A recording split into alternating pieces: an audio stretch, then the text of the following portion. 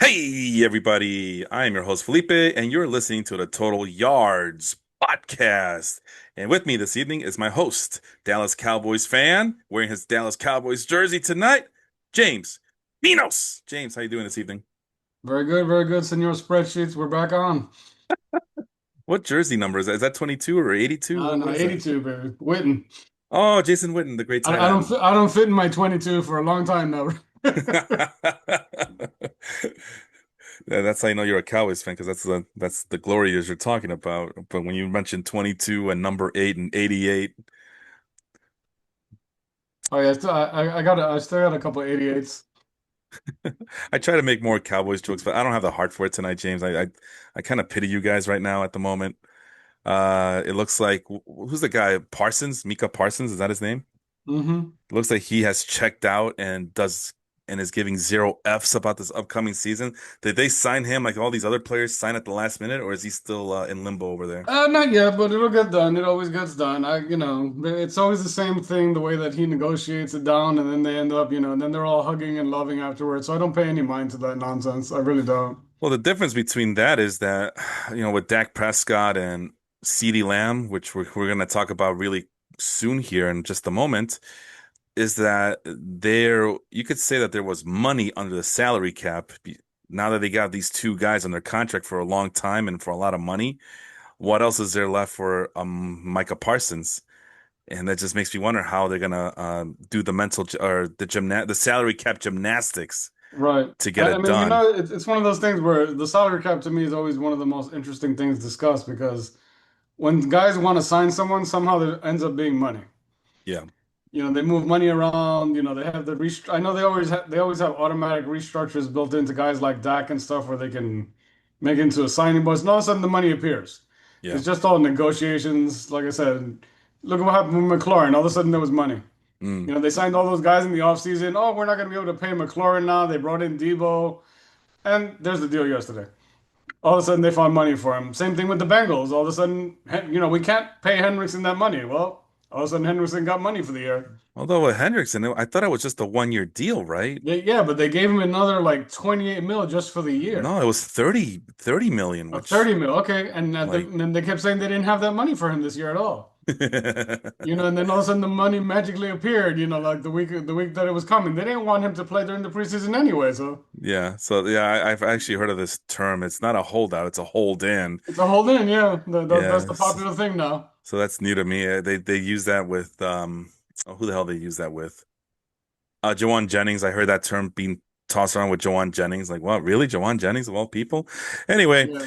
here's the big board. Like I said, I'm kind of mad at myself. I did a rookie mistake. I had everybody's team colors. I made them up. Obviously, House Bijan Robinson, number one pick overall. You had Atlanta Falcons colors, even though you're a Cowboys fan. You had Atlanta Falcons colors on the spreadsheet.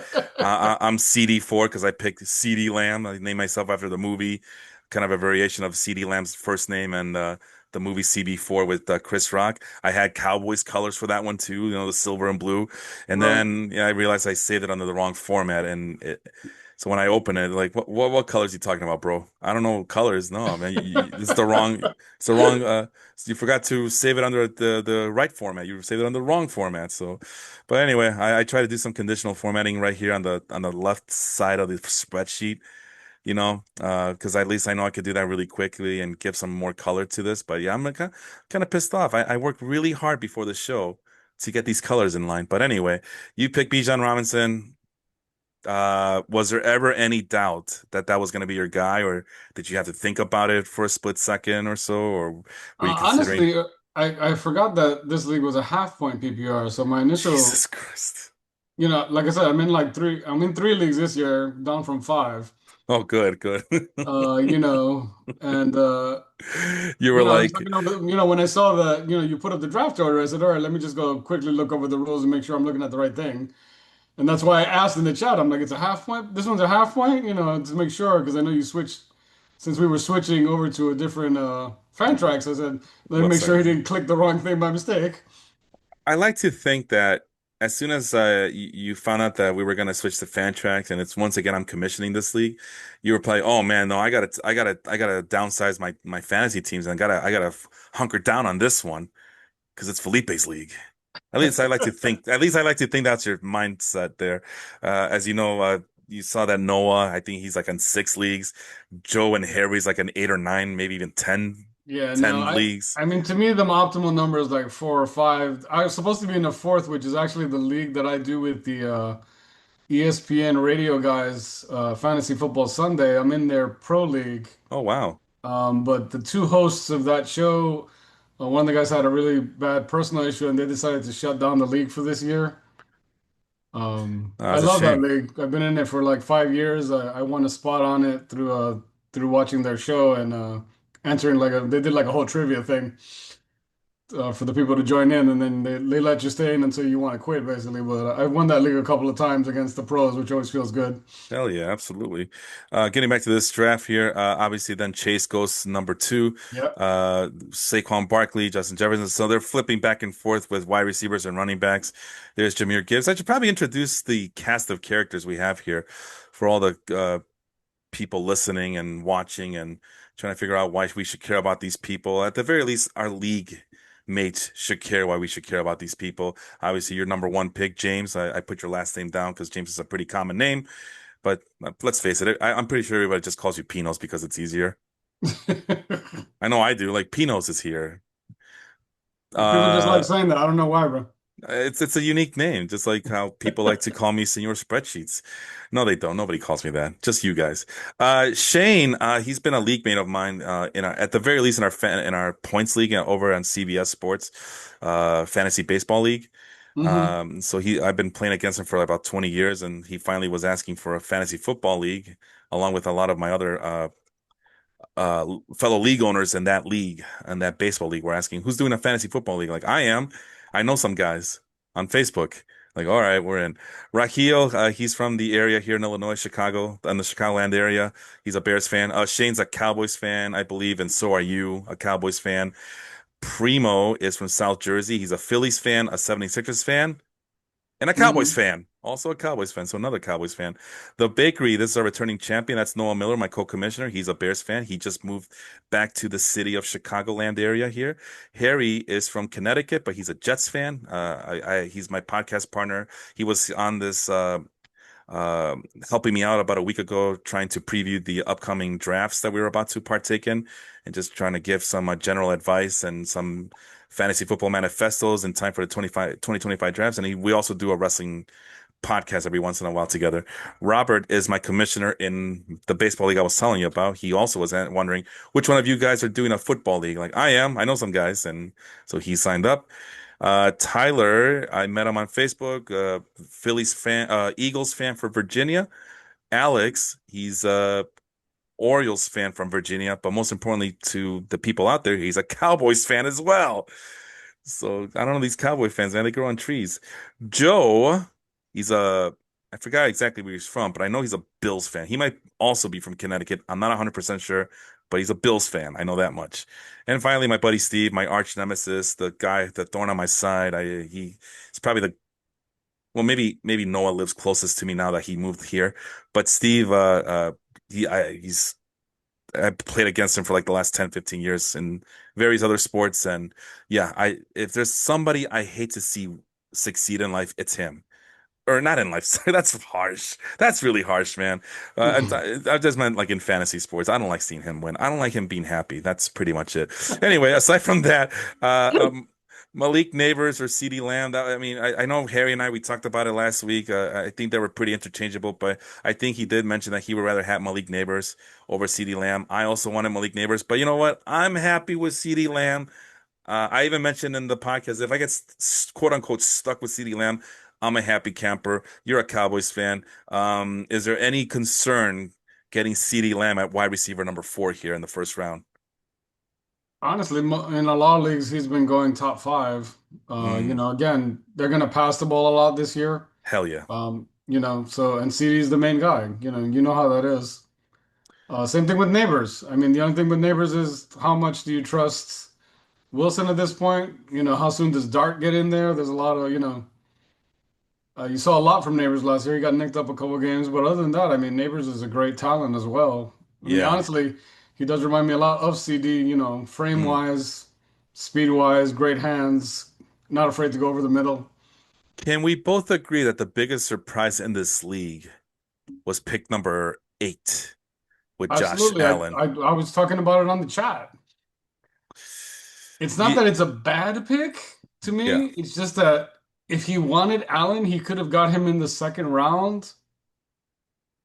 It probably set up for a lot of people reaching in this, or at least being accused of reaching. I know that the one thing that, well, we'll get to it eventually, but That to me was the reach of the round. Not again, not because he's not going to provide first round value, but because to me he could have gone either running back or receiver there and still got Allen in the second and had a better running back or receiver. I mean, he ends up with McCaffrey, oh. which looks like a possible lottery pick or it's a possible disaster. That's what McCaffrey is at this point of his career. If he's healthy, he could be the RB1. Hmm. If he's McCaffrey where he misses a bunch of games, or the 49ers decide not to actually list an injury report, like last year, you just don't know what that is. So it could be a great strategy, it could be a terrible strategy at this point, the way Right. that it fell. Yeah, and I gotta say, I was not impressed with Robert's draft, and I've been trying to think like what was his reasoning behind it. I try to explain it in the chat as well. Like, in fairness, I mean, Josh Allen was, it might have been Harry's team. That was his number one fantasy points by average producer. So even though people say that my league is too rough on quarterbacks, well, Josh, I think half the league had their leading scorers by average were quarterbacks. So it's not, Yeah. I think the crime here that I'm committing is that I'm putting quarterbacks almost at equal footing as possible with some running backs and some wide receivers, and people don't know how to deal because they want their quarterbacks to score a bunch of points, which to me, that's just stupid. That's just lazy. I don't know. I think that's just lazy and low-hanging fruit to just, well, Josh Allen's going to score me 50 points, so I don't need to worry about anything else. That's crazy. And I think that's, Right. and I remember, and the only other reason I can come up with is that Robert and I, we were in the same football league for a long time, for a while. If I remember correctly, I think we were in the same fantasy football league where quarterbacks and defenses got you a ton of points, Hmm. especially quarterbacks, just by passing alone. I mean, I won a championship in that league just with Rich Gannon as my quarterback, and that was the year that he was just trying to break There's records that another season. league. There's another league that I'm in where the quarterbacks get points per completion. Yeah. The guy really likes the quarterbacks to score a ridiculous amount of points. And the year where Dak had his best year, I won the league basically because I had Dak. Yeah, and I don't like that, man. I mean, That's just lazy. I don't like that. and basically, if you didn't have a quarterback, if you didn't have a top 8 or 9 quarterback in that league, no matter what else your roster was, you were basically out of it. Yeah, and my philosophy is that running backs and wide receivers should have the ultimate highest premium, and there's more position slots to fill out at running back and wide receiver, and the flex position. I also made this into a two tight end league to kind of get the people thinking a little bit more strategically, which I gotta say they did. I mean, Brock Bowers was picked number in the second round, which I guess that's to be expected. It still was shocking when I saw it, like, oh, it's gonna be that kind of league, huh? And then I guess I might as well just let out the surprise round. But Tyler Warren, the rookie from the Colts, Joe said, "I'm not waiting for a tight end. I'm going to do this in the sixth round." And that was what, one, two, three, four, at five, tight end number six. So he wasn't going to waste any time. He got his rookie tight end, and he's off to the races. He actually picked four tight ends in this league, that's just too many. I think three is a good number to have. But again, I mean, to me, the most important position should be running backs and wide receivers. Quarterbacks should be interchangeable just because of matchups, and it's been proven time and time again that, sometimes a really good stout defense will stop a good quarterback. Hmm.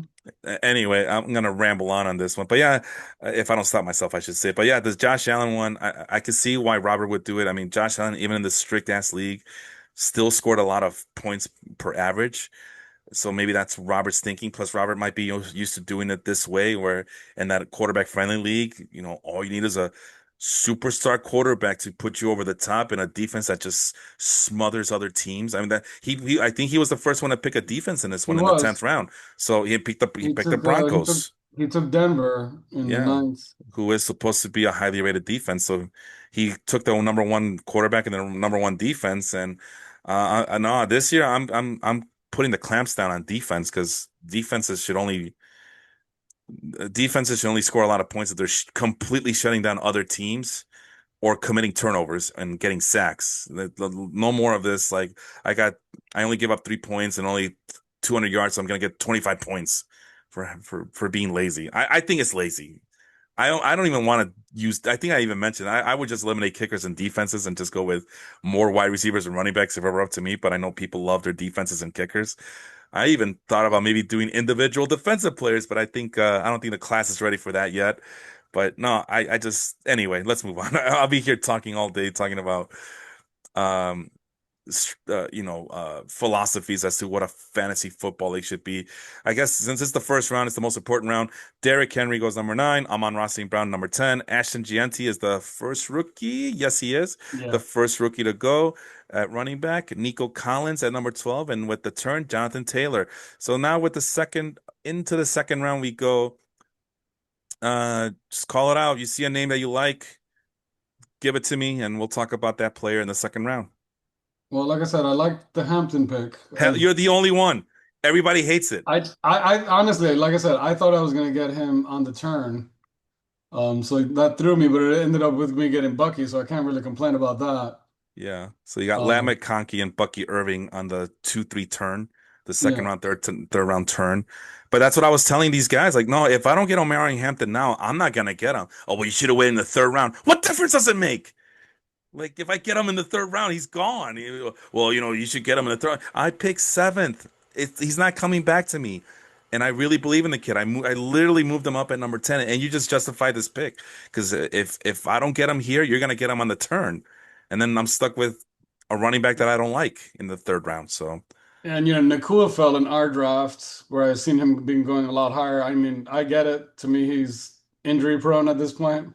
plus Stafford is hurt. Matthew Stafford, the quarterback, Stafford is is hurt. also hurt, And Devontae so Adams is in there too. So I think the best wide receiver in this round might have been Drake London and people don't. maybe Eli One of the McConkey. things, Felipe, that people don't take into account is what you were just saying. It depends on where you're picking and who you really want, trying to figure out if it's going to be able to get back to you or not. Yeah. This was the Be- first time I've picked number one, I think, in like 6 years. I never picked number one, man. That's all when I saw the thing come up, I'm like, oh wow, I got the first pick. I'm like, what am I doing now? I don't even have like a laid out strategy because I know that when you pick on one of the ends, you kind of have to sometimes you have to overdraft Right. Yeah, because you know it's not going to get back to you. exactly. And even in my mock drafts, when I put myself at the number one slot, I don't know what to do. Like Yeah. it sounds stupid. Yeah, outside of either you get Jamar Chase or B. John Robinson. Most of the times when I've done that, I've ended up having, depending on the league format, I end up doing like hero RB. Yeah. Yeah. And then kind of stock up on receivers. And that was kind of what I thought I was going to end up, honestly, on the turn with probably McConkey in London because I figured all the running backs would get scooped up that I liked. Yeah, no, well, my strategy was to focus on wide receivers, but wide receivers went by super quick here. Because if I'm looking back at the draft board, so I got Lamb, but then St. Brown is gone, Nico Collins is gone, AJ Brown is gone. Maybe I should have gone with Brian Thomas, and then on the turn on the third round, maybe I could have gotten DJ Moore. Maybe I should have gone with Cortland Sutton, but. Yeah, I think I like my team with Lamb and Omarion Hampton 1-2 combo there. I know people it's a very controversial take. A lot of people gave me ish about it. Like I said, told you before the show started, I shared my team with some of my friends and they're like, what the hell is this disaster area? Why do you try to have so many rookies here? Where's your third quarterback? Like, I don't do two or three quarterbacks, man. What Yeah. about your defense? How come you only have one defense? Because that's all I need for now. The Cardinals are facing like 3 out of 4 cupcake teams in the first 4 weeks. So come on, man, leave me alone. And if the Cardinals it ends up that they really do suck, like I think they are, even with their soft schedule at the beginning of the year, just move on and get someone else. Like maybe, Yeah, I and mean, I would always like to get a good defense if I can, someone that I don't have to interchange. But I honestly, in a lot of leagues that I've won, I've ended up streaming defenses most of the season. I mean, that's the way you got to do it. And people rank defenses sometimes, but defenses are lots of times ranked basically on last year's performance, Exactly. and defenses will always surprise you. There's going to be two or three defenses this year that nobody drafted that end up being really good defenses. The only If I were to target a defense this year, it would have been the LA Chargers, but only because they have a bye week until week 12 or something, or week 14. Right. And I do So that with super kickers late. too. I'll look Exactly.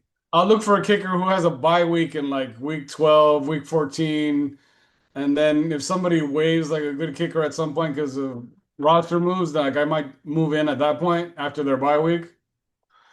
But other than that, I usually don't mess with that too much.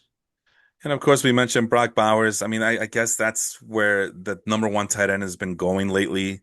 Even in Yeah. my mock drafts, I've seen him go in the first round as well. And So Bowers it's again is interesting because the number one rookie tight end the last few years ends up having a worse second year.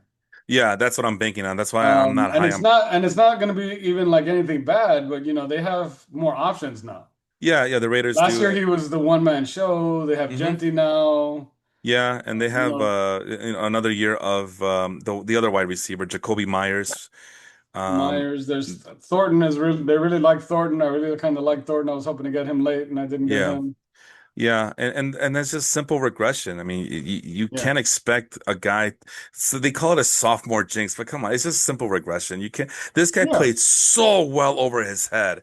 It's just hard to repeat that. I mean, yeah, he has a better quarterback and he has a better coaching system, but that coaching system is gonna want the ball to be spread around, like no more. And again, this is a guy that people were saying, "Oh, you and can't." to me, he's going to lose some of those short yardage targets to Genti. Also, That's what I'm. Yeah, exactly. they're going to try and get Genti the ball in space, so that's going to take some away from him. And remember what they said about him too, like, oh, there's nobody there at quarterback for the Raiders last. That's what they were saying about him last year. So Bowers is going to struggle in his first year because no one's throwing him the ball. And and I say it time and time and time again. Some wide receivers and even tight ends, they are quarterback proof. It doesn't matter who's throwing the Absolutely. ball. Anyway, don't get me started, brother. Don't get me started. So we talked about Bucky Irving. Well, why don't you like Bucky Irving? I just keep hearing that he's going to have to share the ball with somebody in Tampa. I don't know who, but I don't like it. I want my cowbells to be cowbells, not like two down backs and let's bring in Rashad White because he can catch the ball to the backfield. And Bucky Irving's on the smaller side. They said So, that about Rashad last year, and as the year went on, it became the Bucky Irving show. oh, absolutely. I'm not denying that, Because but Rashad White can catch the ball, but when he catches the ball, he falls down. yeah, Rashad White at one point was He has he's Dalton Schultz out of the backfield. He's going to catch the ball, and wherever he caught the ball, that's where the route ends. so I was saying at one point Rashad White was a legit RB1 on your team, and the fall off for him has just been drastic. Well, I mean, let's see. What do we have here? This round starts with Bucky Irving with you, and it ends with Marvin Harrison Jr. I don't know who the worst of the bunch is here, because they all can't be winners, so there has to be someone that doesn't belong in this grouping, so to speak, relatively speaking, of course. And listen, guys, when we're being critical because we gotta criticize something, and we try to be more about constructive criticism, Well, but order-wise, it's all relative, right, James? It's all honestly, relative. my favorite pick in this round is Mike Evans. I don't like that one. People hate on Evans every year, and he might be the most consistent. Again, when we talk about quarterback proof, it doesn't Yeah, matter who's throwing him the ball. He could throw the ball himself. He's still going to get 1,000 yards, 10 yeah. touchdowns, Yeah, he so and 80 plus receptions. he made Baker Mayfield into an MVP caliber quarterback all of a sudden, and He's Mike Evans. he's Mike Evans, right? But I just let's see, Mike Evans, how old is he? Was he in his early 30s now? Yeah, I think he might be 30 this year, 30, 31. Either way, my theory on all of this is that the NFL is a young man's league, and of course, last year proved that it's not. Oh, he's 32. He just turned 32 a few days ago. But So he's just one of those guys that also, because a lot of guys when they get to this age range, it's injuries. And he's just someone who's predominantly been healthy. I He's thought he one of those was guys who, he's just out there all the time. I thought he was hurt last year for a bit. I think it was the first time and he still got his numbers. He still got his 1,000 yards, but they really had to force the issue a little bit there Hmm. to get him to that one because he almost didn't reach that. Let's Hmm. see, he missed. Oh He yeah, missed a he good missed game. November. He Yeah, missed the like at least 3 weeks in November, and okay, so just 3 weeks in November. Okay, either and yeah, he was very productive and very still giving you monster games. 35 against the Chargers, 25 against the Panthers, and on December 29th. So that's fantasy playoff and still for some and the people. thing with Evans on that team is you have the other receivers that you have. Evans is the red zone target. Yeah, yeah, because he's tall and he's So that fast that always and and he's great at imposing. that jump. He's gonna give you some consistency touchdown wise because even when he'll have a couple games where he might only get 3 receptions, but he's gonna score. Hmm. Let's see here.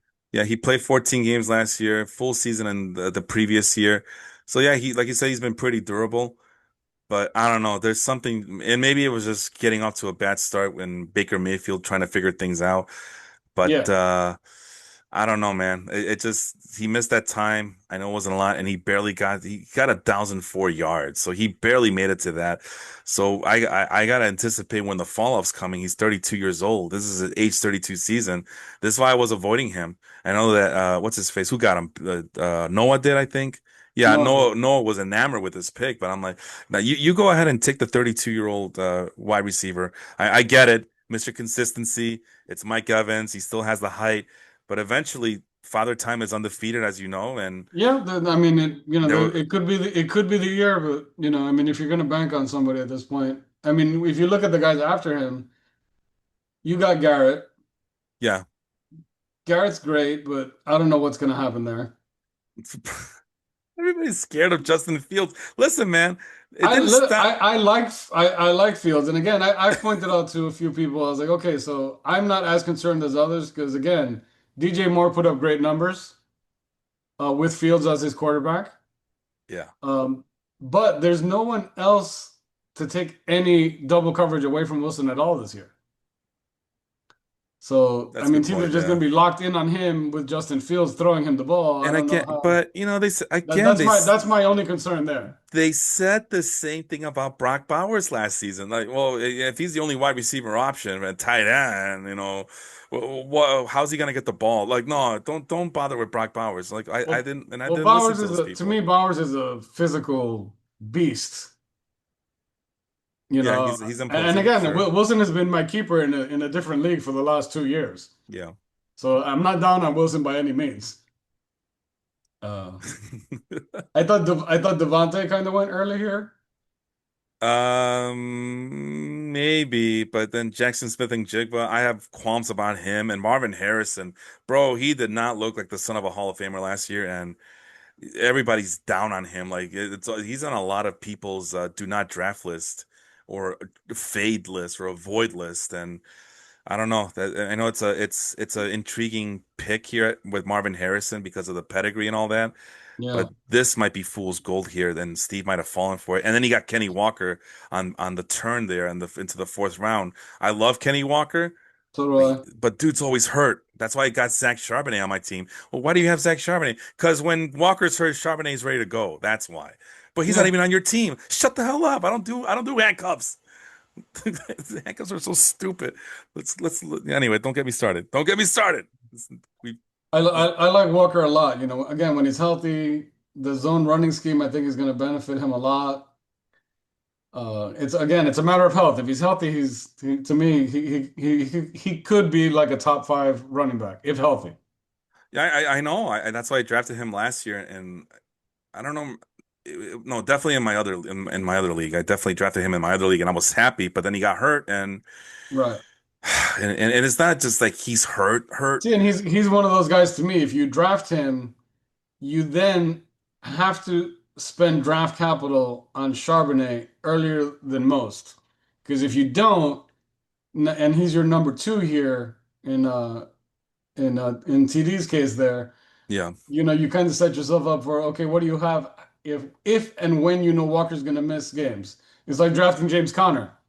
Consistent, but you know he's going to miss 3 to 4 games somewhere. Yeah. Yep.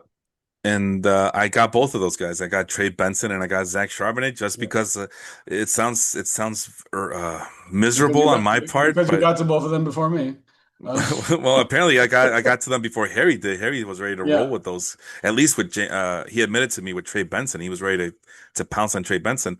But what was I talking about? Oh, but I don't mean to sound nefarious here, but it's not like I'm just sitting here waiting for people to get hurt. But you No. gotta be realistic about it. It's the NFL, not for long, as Jerry Glanville used to say.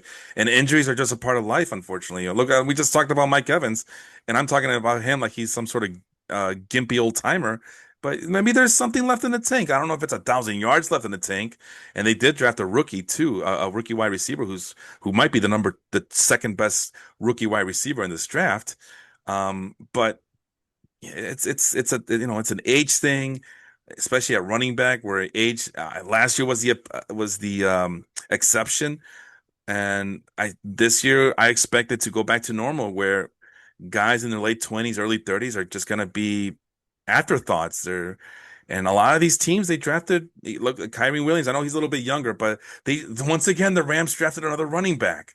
Blake Corum last year, Jarquez Well, Hunter this year. they keep trying to get someone who's at least going to be complementary to Williams, and so far they've done a really bad job at it. Yeah. I heard all year last year, at the beginning of the year, Blake Corum, he's going to replace him. No, that didn't happen. I Kyron know. Williams is going to be the kickoff specialist right before the season starts. Oh my God, I was so happy because I got Blake Corum. Like, yeah. You know that I got Kyron Williams in a draft. The day that whole thing where he's going to do the kickoffs and people started panicking, he dropped to me in the third round of a draft because of that stupid story. I was so happy that day.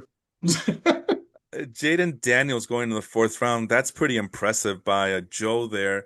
And then but he also drafted Brock Purdy in the 11th round. So, um, Yeah, and by the way, if you've noticed our trade block, he already put Jaden Daniels on the trade block. yeah, I was about to point that out that he did put Jaden Daniels on the trade block. I guess he's looking for more talent, but well, that's between that whoever's going to trade with the guy and Joe.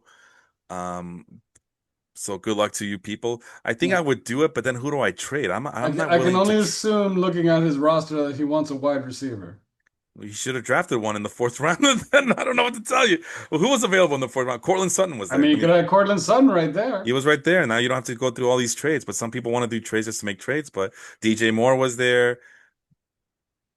Well, I guess that's it then. I mean, I don't know Yeah, if I I mean, want to there's go into. more. I mean, I don't know if I want to go into listen, I got Tyreek Hill. Metcalf at the beginning of the fourth round on that turn. I wasn't expecting Metcalf to be around. And I'm not trying to bash Joe too much here. I like Joe, but No, you see this from other people too, where I like his running back crew. oh hell yeah, Gianti and Chris Deontay's Brown. got Brown. He's got Swift as a third. Sorry, not Chris Brown, Chase Brown. Chris Brown, the Chris singer. Brown. I know we don't need nobody peeing on people. Uh, And then he says he might look for a wide receiver, but Darnell Mooney, I know he's hurt. Ricky Pearsall is on this team. Rashid Shaheed, I was so mad that he got Rashid Shaheed. I honestly thought I was gonna get him in this round, in the 10th round, on the Shaheed to me comeback. is one of those guys that to me is, I mean, he went in the 10th, so it's not like, he was an overreach at that point, but I don't know who's throwing him the ball this year. Deep. Yeah, and then 'Cause I don't think either of those guys can throw past 15 yards. it's nobody, but I'm just obviously, saying, there's nobody that can throw to his strength, which is 30 yards down the field. Neither of those two guys could. I could throw that ball farther. I guess I should have drafted just Shador Sanders then. Yeah. No comment there. Again, he could throw the ball.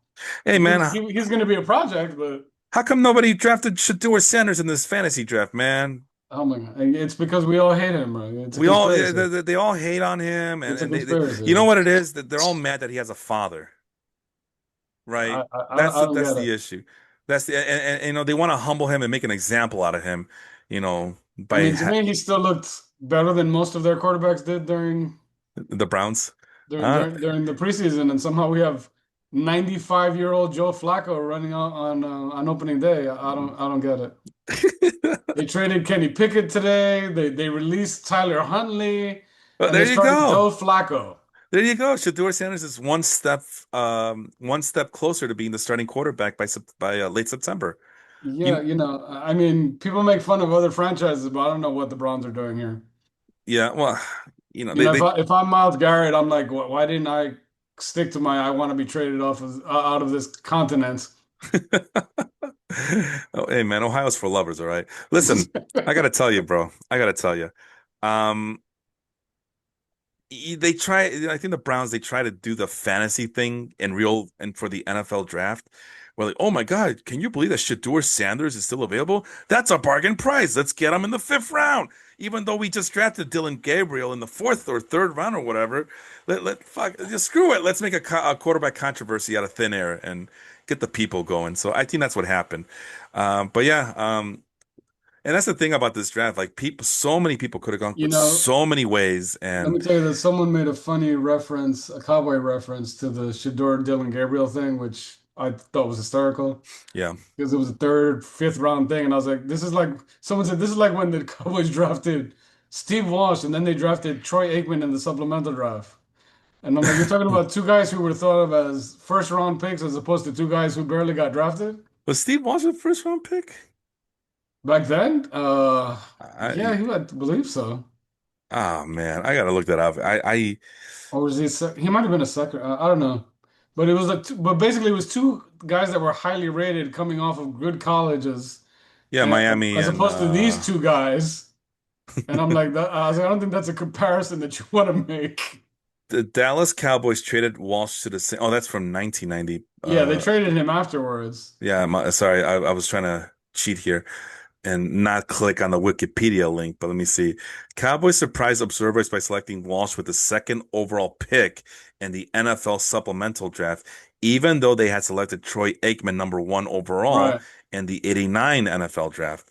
And had to surrender by rule an equivalent pick in the 90th draft. So it came with a lot of expenses, but Jimmy Johnson was like, well, yeah, let me tell you, I used to coach this guy down in Miami, and let's give this guy a chance up here in supplemental draft, and let's let a fire up in Troy Aikman's ass right now. I'll tell you what. How about them Cowboys? I mean, it worked, but Yeah, it worked. And then Steve Walsh would go on to just be the center of quarterback controversies.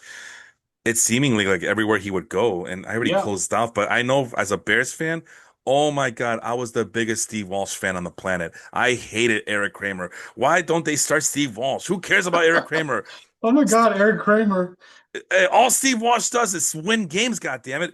And even with the Saints, like he was traded, okay, because they acquired Walsh, the Saints did, because quarterback Bobby Abear was in the middle of a contract holdout. Bobby Abreu. Wow. Imagine your team being held hostage by Bobby freaking Abear. That's so Wow. funny. And it lasted all season long, and John Forcade got off to a poor start. Forsade, I don't know. Let's see. Yeah. Walsh passed for 1,900 yards, 12 touchdowns, leading the franchise to its second ever playoff appearance. So I'm telling you, every time he goes and plays for a team, they end up making the playoffs for the first time in a long time. But by the next year, he lost his job after Abear returned to the team. Bro, imagine losing your job to Bobby Abear. Oh my God. And then he would start only 8 games the following 3 seasons while bouncing between the backup and third string roles behind Abear and Wade Wilson with the Saints. Then he was on another controversy with the Bears. I just mentioned it. And once again, he signed with the Rams, and then it just fizzled south from there. Yeah, bro, he was signed to the Buccaneers as the backup to Trent Dilfer in 97. Like, you couldn't even beat out Trent Dilfer. It's crazy. And Trent Dilfer sucks. But he's a Super Bowl winning quarterback, though. So I guess that makes him good. You know that Trent Dilfer's better than, oh, I don't know, Dan Marino? Um, Stop. What? Don't get me started. Anyway, let's see. So This fourth round is pretty so this cool. fourth round we got a little bit of a quarterback run. Yeah, a little bit. Three quarterbacks going this Daniels, round. Burrows, and Hurts. I guess that kind of rounds up the top, what's considered the top five tier in most Yeah, that sounds about rankings. right. Uh, Chuba Hubbard, that's a good pick by Noah. That's probably been my favorite pick of his so far. Well, like Jahmyr Gibbs is good. Even Brock Bowers, but I don't know. Second round tight end. That's not the way I roll. But Chuba Hubbard, that's a guy I've been getting in a lot of my drafts. But as you see, I decided to go with Travion Henderson because Hubbard saved my fantasy season in a different league last year. I got him off waivers. Oh, there you go. Waivers is the magic sometimes. I forgot who I lost. I lost like my number two running back, and I ended up picking up Hubbard and carried me through the playoffs. Yeah, he had some monster games last year as the season wore on. Travion Henderson, I couldn't bypass him. You saw my cheat sheet. I moved up Hampton to number 10 and Travion Henderson to number 13. If I'm wrong, I'm wrong. See, I don't care. I Go. like Henderson. I just again, he's one of those guys you probably could have got him in the next round. No, no, no, no, no, no, no, no, no. See, people said the same thing about Hampton, and you just told me No, that no, you were ready to Hampton pounce on him. absolutely not. I But don't. Travion I know Hampton Henderson. you wouldn't have gotten because he wasn't getting past me. Well, let's see. Noah admitted that he doesn't know who any of these rookies are, so maybe he would have stuck with Chuba Hubbard. Right. Primo, maybe he would have played it safe and played Kamara. But then in the fifth round, he got RJ Harvey. But who's to say that, if RJ Ev- Harvey's not, I'm sorry, if Trayvon Henderson is there, maybe he gets him. And then I'm like crying in my Cheerios because I had a chance to get Trayvon Henderson and I got too cute and I didn't pounce on him. But no, man, I am not threatened by Ramondre Stevenson. This is the guy. He's quick, elusive, fast. You don't want him in space. He's like Jahmyr Gibbs. At least he reminds me of Jahmyr Gibbs and maybe guys like Javed Best all playing for the Lions Well, at one hopefully point. he gets the. Hopefully his team decides to give him the ball more than Jameer Gibbs. Hey, Jahmyr Gibbs is pretty damn effective, but I just don't believe in Ramondre. I've never believed in Ramondre Stevenson ever. I never draft Ramondre Stevenson. Even if I I mean, do, I again, always feel bad If about it. Belichick was on this team, Ramondre Stevenson would never see the field after he fumbles again Yeah. because Well, he just keeps fumbling. That's my biggest thing, And to me, if you're going to be the goal line back and you fumble, that's not an equation. put it this way: if Belichick was on a team, there'd be like six running backs on the team, and they all would get equal amount of snap shares. Uh, Four carries per running back. 4 carries per running back. Danny Woodhead is relevant, yes. But this is a new era. I know it's a lot. I think it's a lot of the same guys that came up the Okay, Belichick so who system, got but Kamara? this Okay, is, so Crunch Time got Kamara. That's a good pick right there at this yeah. point. And then he got Kamara, and then he gets the heir apparent to Kamara, like the Sean Payton model. Like Sean Payton created Kamara, and now he's gonna create RJ Harvey. So he gets Primo gets some back to back Kamara and Harvey. So I actually, and I think that's at that point where I commented saying, you know what, look out for Primo, man. He got Lamar Jackson too. He has the three best running backs in the league right now. Let that simmer down for a little bit. Aside from that, Tyreek Hill, I think about him the same way I think about Mike Evans. I'd rather not deal with that. Same thing with Yeah. DK Metcalf. I know you, Listen, Tyreek Hill had more children last year than touchdowns. Jesus Christ. Good God Almighty. I know that you got DK Metcalf, and I've been a big DK Metcalf fan for a while, but not in this situation. There's just a lot of stink on this, but obviously you still believe in him. I was more impressed with your Sam Laporta pick on the turn in the fifth round than, Well, to me, Matt, I'm looking for a number one guy. I wasn't sure what's going on with McLaurin at that point.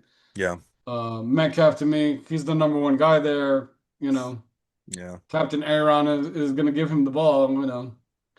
That's what he does. And again, he doesn't have a whole lot of competition for targets at this point. Other, Right. they traded Pickens, so it's basically him and Freiermuth, the tight ends, who Hmm. I was kind of hoping to get later in the draft as my second tight end. Yeah, I think you're making a good point here. I don't think another Steelers wide receiver was drafted in this round in this league draft.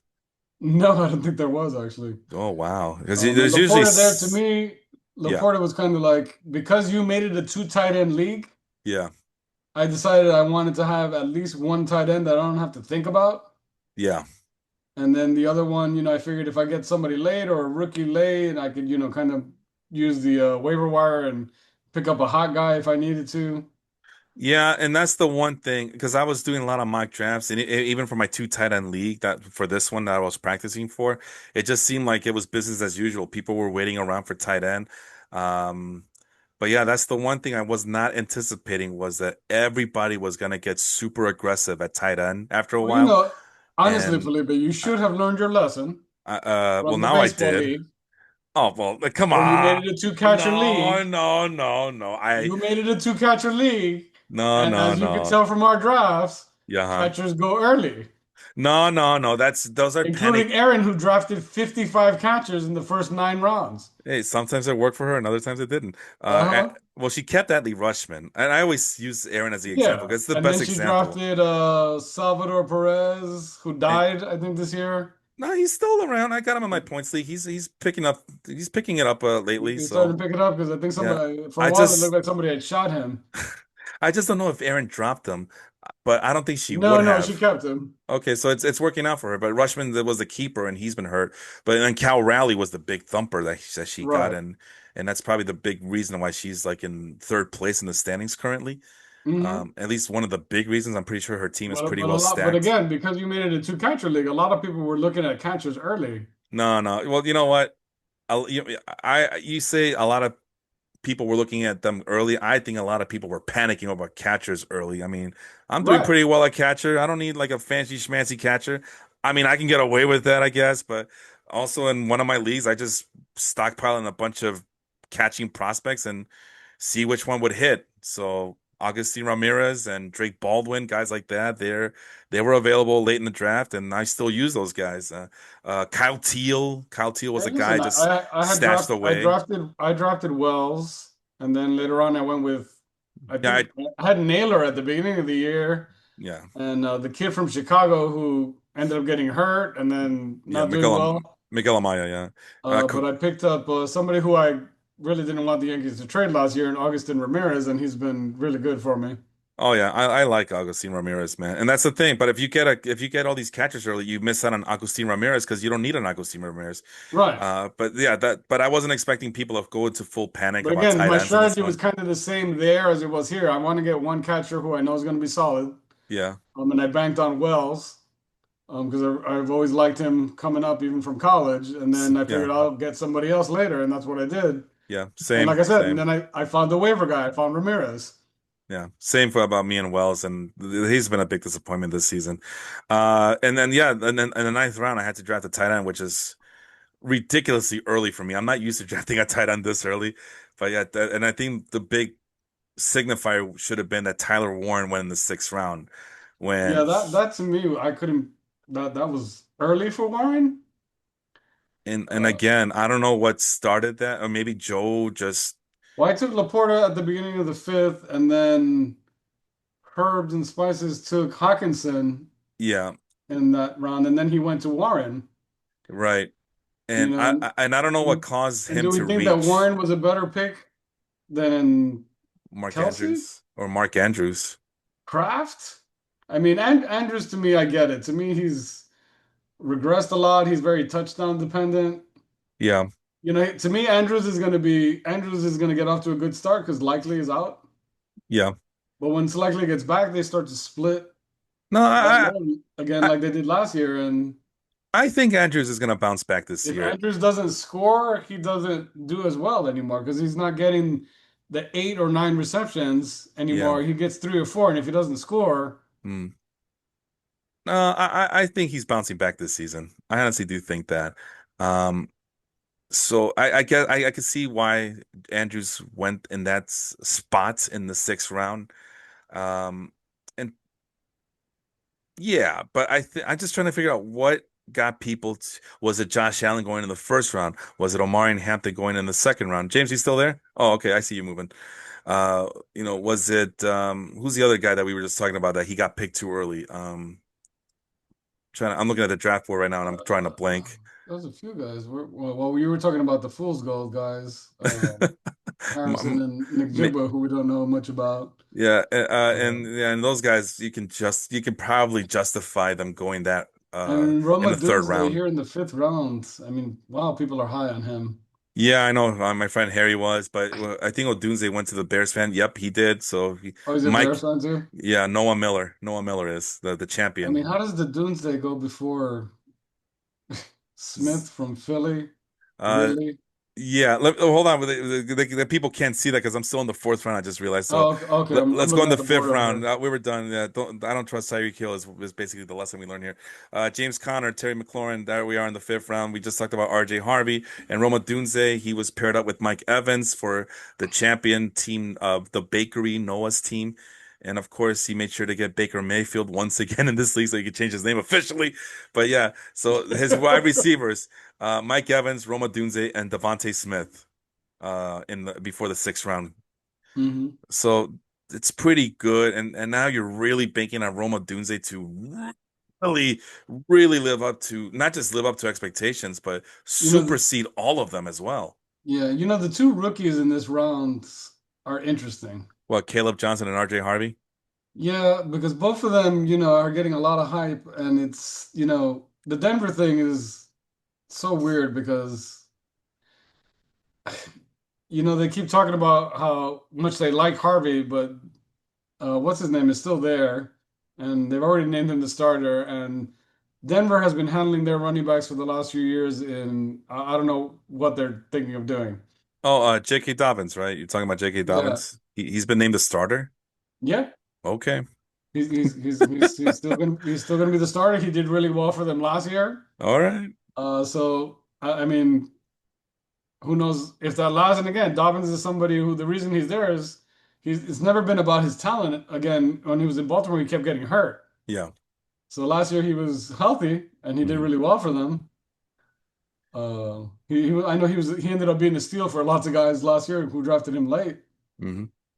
And Keldon Johnson again, they like Warren.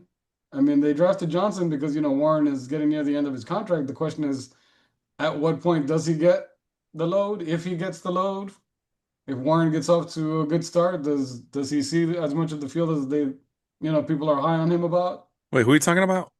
Keldon, Oh, wait, you mean Caleb Johnson or who Caleb is Johnson, excuse me, Caleb Caleb. Johnson? Okay. Yeah. Yeah, and that's another one where I think they're really wanting to get Jalen Warren more touches. I see what you're saying. Yes, yeah, I've heard the same thing too. Yeah, they keep talking about how Warren's the guy, and Yeah, a lot of people have been drafting him really Caleb Johnson really high to me when he's clearly not the number one. even though he was drafted pretty early, but he's just a big bulldozing type of running back, which you would think would be in line with what the Pittsburgh Steelers are as a franchise.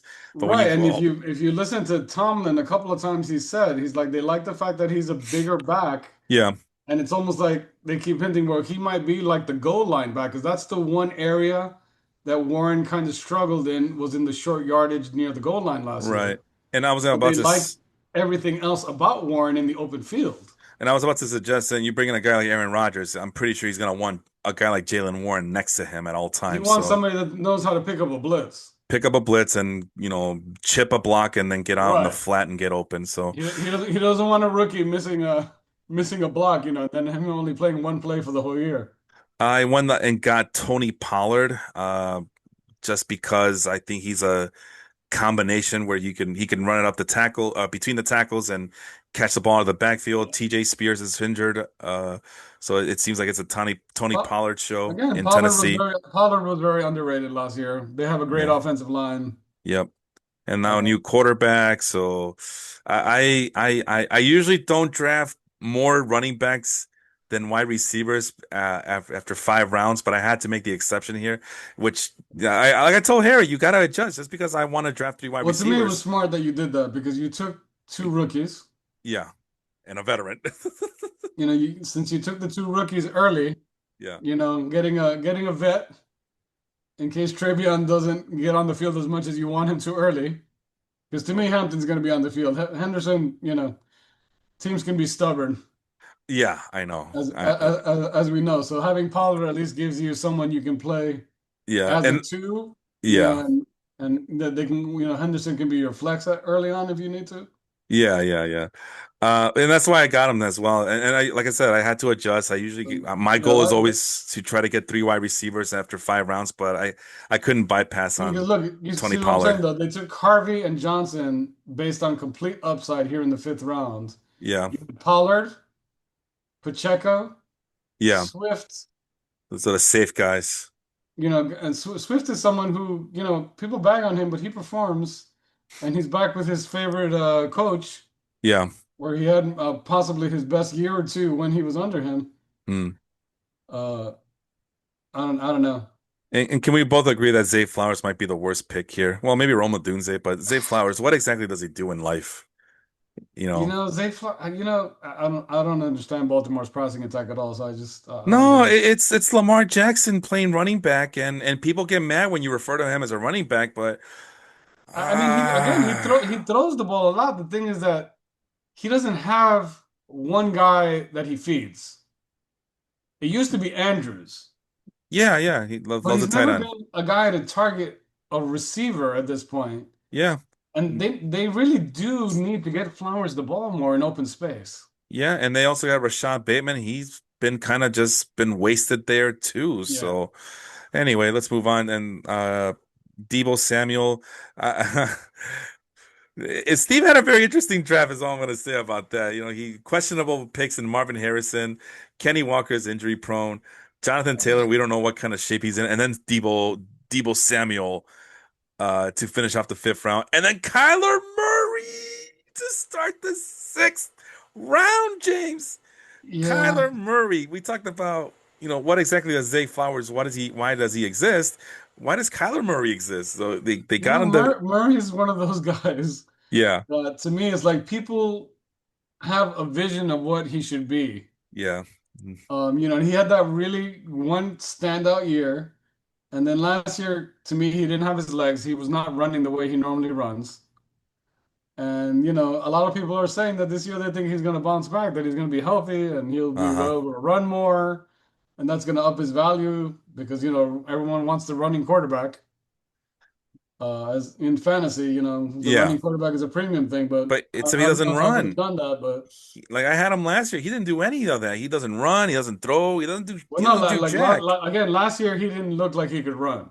He looked awful, and I Yeah. regretted that pick. This is why I rather just draft my quarterback super duper late and just stream the matchups. And I think that's probably one of the reasons it was such a frustrating year for me because I had the fourth highest score in that other league where I had Kyler Murray as my starting quarterback.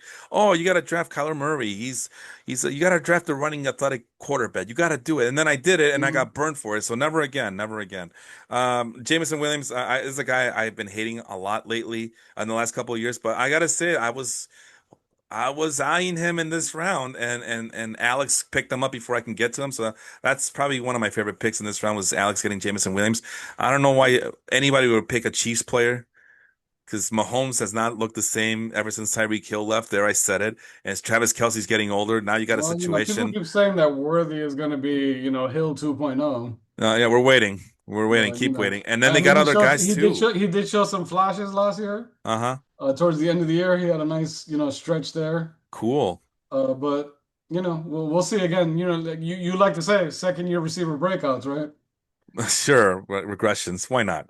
Yeah. I mean, this is a this was a very good round for wide receivers. And I You got picked Ted, McMillan, who was on my board there. yeah, Ted McMillan. And this is me seeing like guys like Calvin Ridley, Devontae Smith, and George Pickens, who I also like coming into this season. I like Uh, Ridley a lot this year because he has someone that can actually throw the ball down the field without throwing it to the other team yeah, constantly. Cam Ward, and that's the reason why I like Tony Pollard. Is the reason, yeah, we're very high on the Titans coming this season. Yeah. They should be more exciting. But even though I like these three guys I highlighted, Ridley, Smith, and Pickens, I just look at the Carolina Panthers situation. Bryce Young is improving. He looked a lot better after coming Yeah. out of after the benching, No, absolutely. Like and I said, they got no one I else. love your pick this round. I wanted him.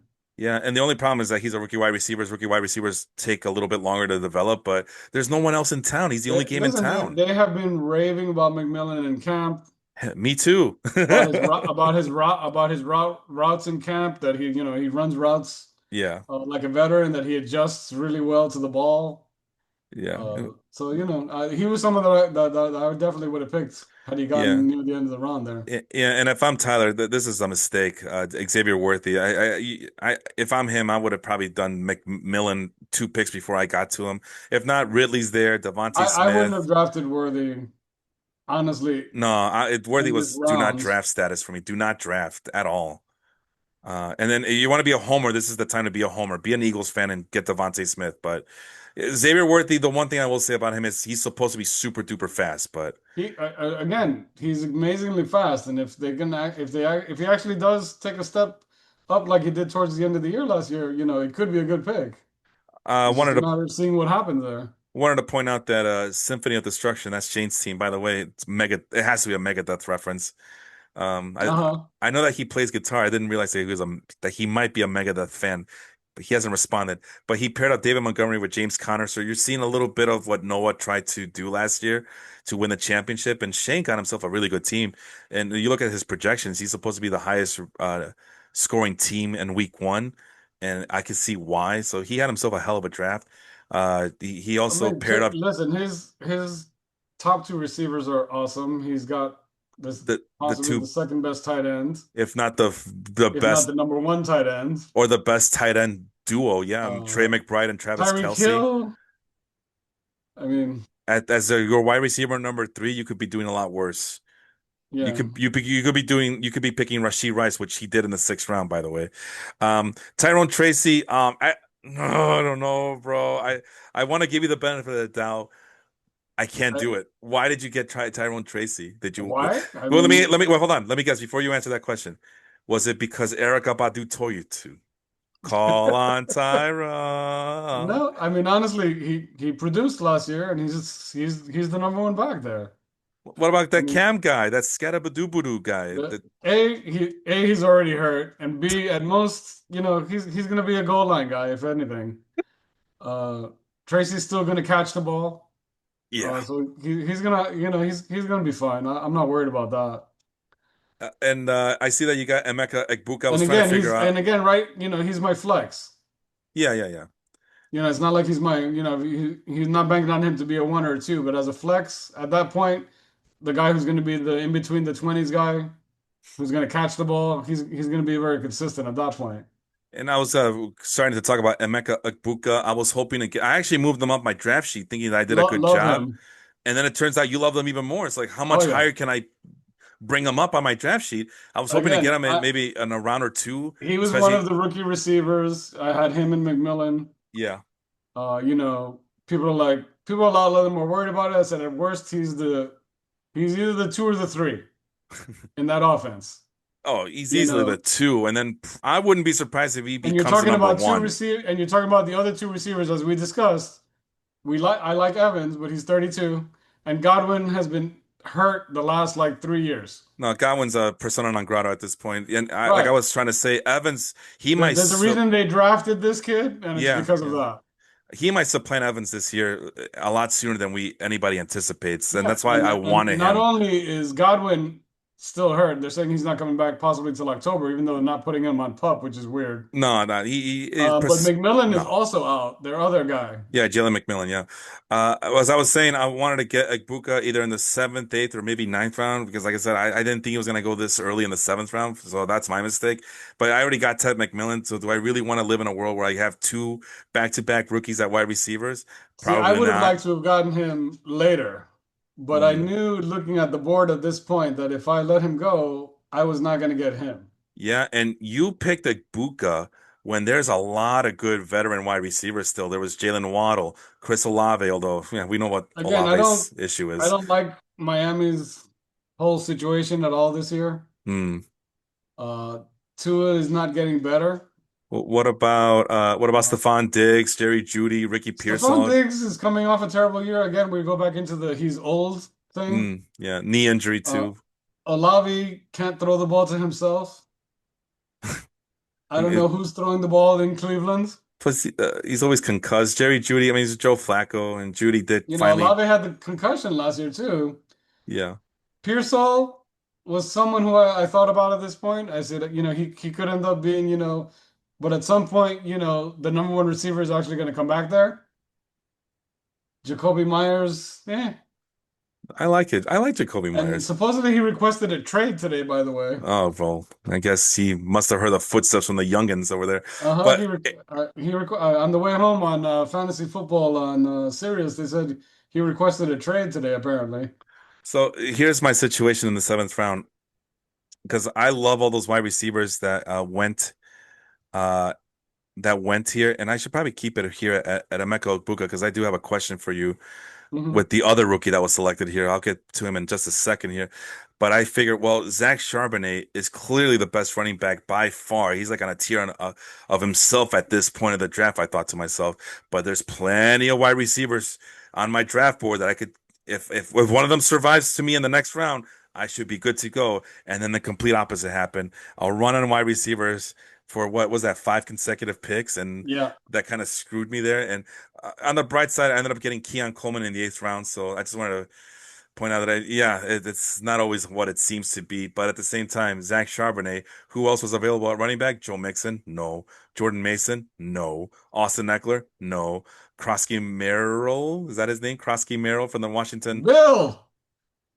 What? That's Bill. Bill, what do you mean, Bill? He likes to go by Bill. Have you not heard this? There's a whole thing. No, They you're keep talking about playing that stupid Bill song thing. That Bill, what? Bill, Bill, whatever. What? Bill Nye the Science Guy?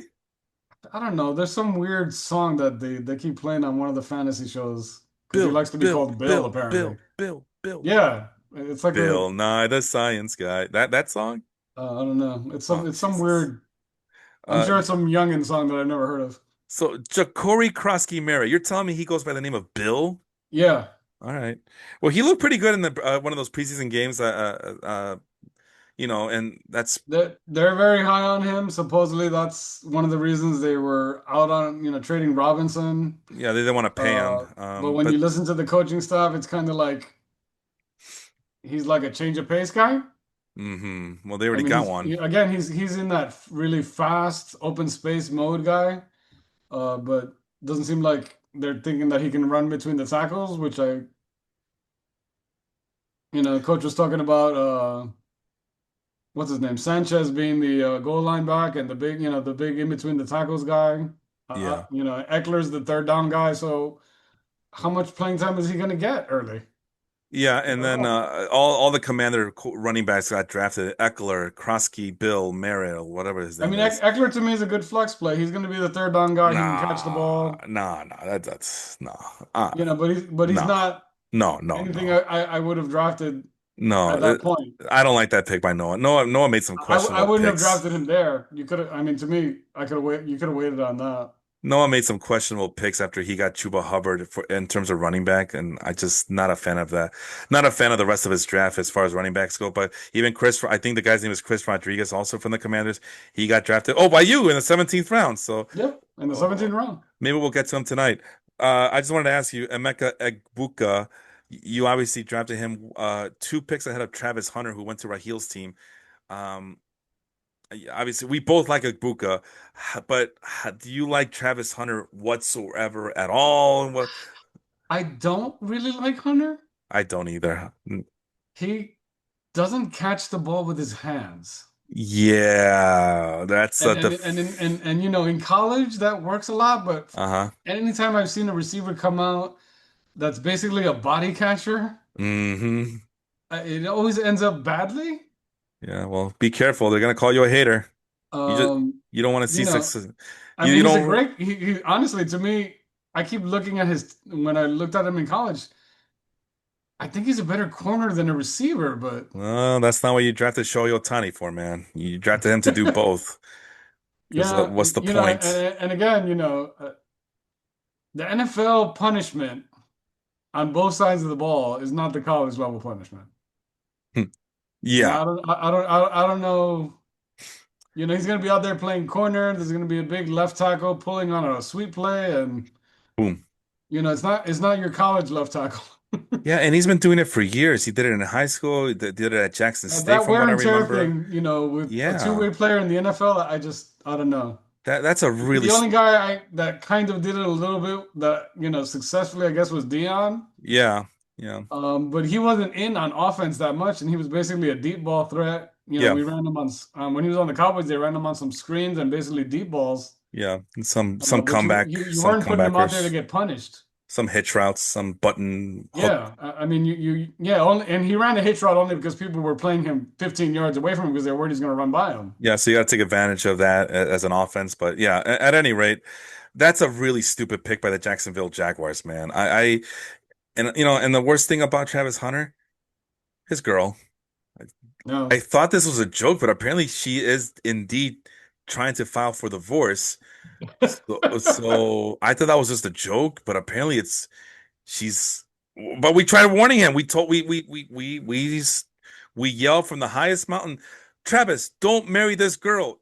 She's bad news. You deserve a Yeah. good Christian woman. Get away from her. Nah, bro, I'm in love with her. I'm in love with her, bro. That's just love. You guys wouldn't know. You guys wouldn't know. Like, all right, man. Yeah. You nearsighted bastard. Then good luck dealing with this girl because she's bad news, bro. Anyway. Yeah. Anyway, I mean, So, call me what you want, man, but I know a so toxic round relationship. so round eight, I know a toxic relationship when I see one is what I'm trying to say here. Felipe. So round eight was just tight ends. What the? Yeah, well, that's what I'm talking about. Everybody was panicking. I need my tight end. Where's my tight end? Because at this point in the draft, it became like, okay, I've got two or three running backs, I got a couple receivers. Oh shit! Wait, I got to start two tight ends. Fuck. Evan That's what Ingram. happened here. Evan Ingram win. David Njoku Ingram, win. Njoku, Even Goddard, even Ferguson, Ertz. even Dallas Goedert win. Absolutely. And Ferguson. Yep. I'm missing one. Oh, Ertz. Ertz. Of course he goes to Rahil's team. I thought Ertz. I didn't realize Ertz was still in the league. I know. Yeah, that's the problem with Rahil. You got Ertz and Kincaid, like the two most non-factoring tight ends on the freaking planet that you can combine together. No, I don't like that. And then Rashid Rice. Kincaid. Yeah, I don't know. That's not the move to me. Round nine. Listen, round nine was the round of let's pick a tight end who has underperformed for 3 years, but this year, this is the year. Not me, man. I got Keon Coleman, so I'm happy with that pick. I know I No, struck no, out on those other. I said round nine. Oh, round nine. I'm still in round eight. I'm still in round number eight on the spreadsheet here. But I just want to point out I did pick Keon Coleman. Even though all those other wide receivers, I struck out on all those wide receivers that I like. I'm actually glad it worked out because Keon Coleman sounds like he's been killing it this offseason. Who got Bo next? Was that you or is that who is That's that? me. Oh man. And I told Harry if I wasn't so gun-ho about waiting till the very last minute to draft a quarterback, Bo Nix would be my guy this year. Listen, I was with you, okay? I was gonna wait, and I'm looking at the board, and I'm looking at the board, and all of a sudden I'm like, you know what? I can get Knicks here in the eighth round. Yeah. I thought somebody was gonna pick him before this. No, I love Kyler that Murray kid. went before him. I love the kid. Yeah. You know, I like Mayfield, but he's not, to me, Knicks has a much higher upside. Yeah. He played great last year. He's a good runner. I mean, I thought about it, but I just looked at it and I'm like, you know what? I said, I think I have to do. I have to do it here. I said, because at some point I'm gonna lose out on on someone that can do both the types of production that I'm looking for. yeah, I expect big things from Bo Nix this year for sure. It just goes against my principles of drafting a quarterback early. Even eighth round is early for me. I like to wait a little longer. I like to establish my wide receivers and running backs before I even consider a quarterback. Speaking of Yeah, quarterback, like I said, at this point I had three good running backs. I had what I think are three good receivers. I had a starting tight end. So I was kind of like, what do I do here? speaking Uh, of quarterbacks, Patrick Mahomes goes in the ninth round to Shane's team. So he got that Kansas City Chiefs stack going. Let me see, where is it? he's got three. He's just drafted three Chiefs in a And row. well, former Chief Tyreek Hill. Does Oh, that count? Yeah, but he has Travis but Kelsey. Kelsey, Rice, and Mahomes. Yeah, so and is there anybody else? Marquise Brown and the Chiefs defense. Is he a Chiefs fan? I thought he was a Cowboys fan. I think he lives in New Mexico. I thought he was a Cowboys fan. I have Maybe no maybe idea. maybe he's high on the Chiefs this year. Maybe he thinks that Mahomes is going to return to form without Tyreek Hill. I don't know. We talked about Ja'Cory Bill Krosky Merritt. We like that pick by Primo. Of course, it was Primo. Yeah, we got the news that Brian Robinson got traded, and of course, Primo is making halftime adjustments right in front of our eyes. Colson Loveland, that's another tight end that went um, in this vicinity, so he pairs him up with Brock Bowers. That's not too shabby. Justin Fields going to the Jets fan. Is that his only quarterback? Who else is that Uh, quarterback? yeah, Oh, okay. So he got Justin Fields. Harry did my yeah. podcast partner for the wrestling podcast. Harry got Justin Fields, and then in the 15th round, he would end up getting JJ McCarthy, who I JJ know he McCarthy. likes a lot because of the Justin Jefferson situation. But Hmm. so interesting. So I would not have guessed that he was gonna go after. If he was gonna do a homer pick, I wouldn't have imagined that it would be the quarterback.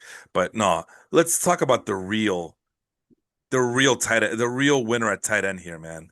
Right here, pick number nine at the overall pick, 103rd overall, going to team CD4. That's my team, CD4 in the house, straight out of low cash is Kyle Pitts. And you So, know, so you know what this feels like, right? This is like the guy that keeps going back to that woman who's clearly a cheating whore. you mean Travis Hunter's? Never mind. Like I said, I know a toxic relationship when I see one. That's toxic, man. I don't care what anybody says. I don't care Yeah. who defends that relationship, that marriage, that sham of a marriage. That is toxicity in my city, as far as I'm Listen, concerned. we all saw the look on draft night, and I was like, oh wow. We saw the look on Heisman Trophy presentation. She didn't Yeah. give two craps about it. Anyway, but Kyle Yeah. Pitts, this is the year, bro. He was on my do not draft list. Oh, that's terrible. That's just you're doing yourself a dishonor there. I mean, the only thing I hate is I had to Listen, draft him. I have been burnt by him in a couple of leagues for the last few years, and But I couldn't do it again. he's going at what number is this? What tight end number is this? One, two, three, four, five, six, seven, eight, nine, I would 10, have 11. drafted him after like the 12th round. Brother, he's going tight end 16. And again, I just The price is right. Come on down, James. Come on they down. don't even know he's on the team. Who? They Well, don't even know he's on the team. listen, man.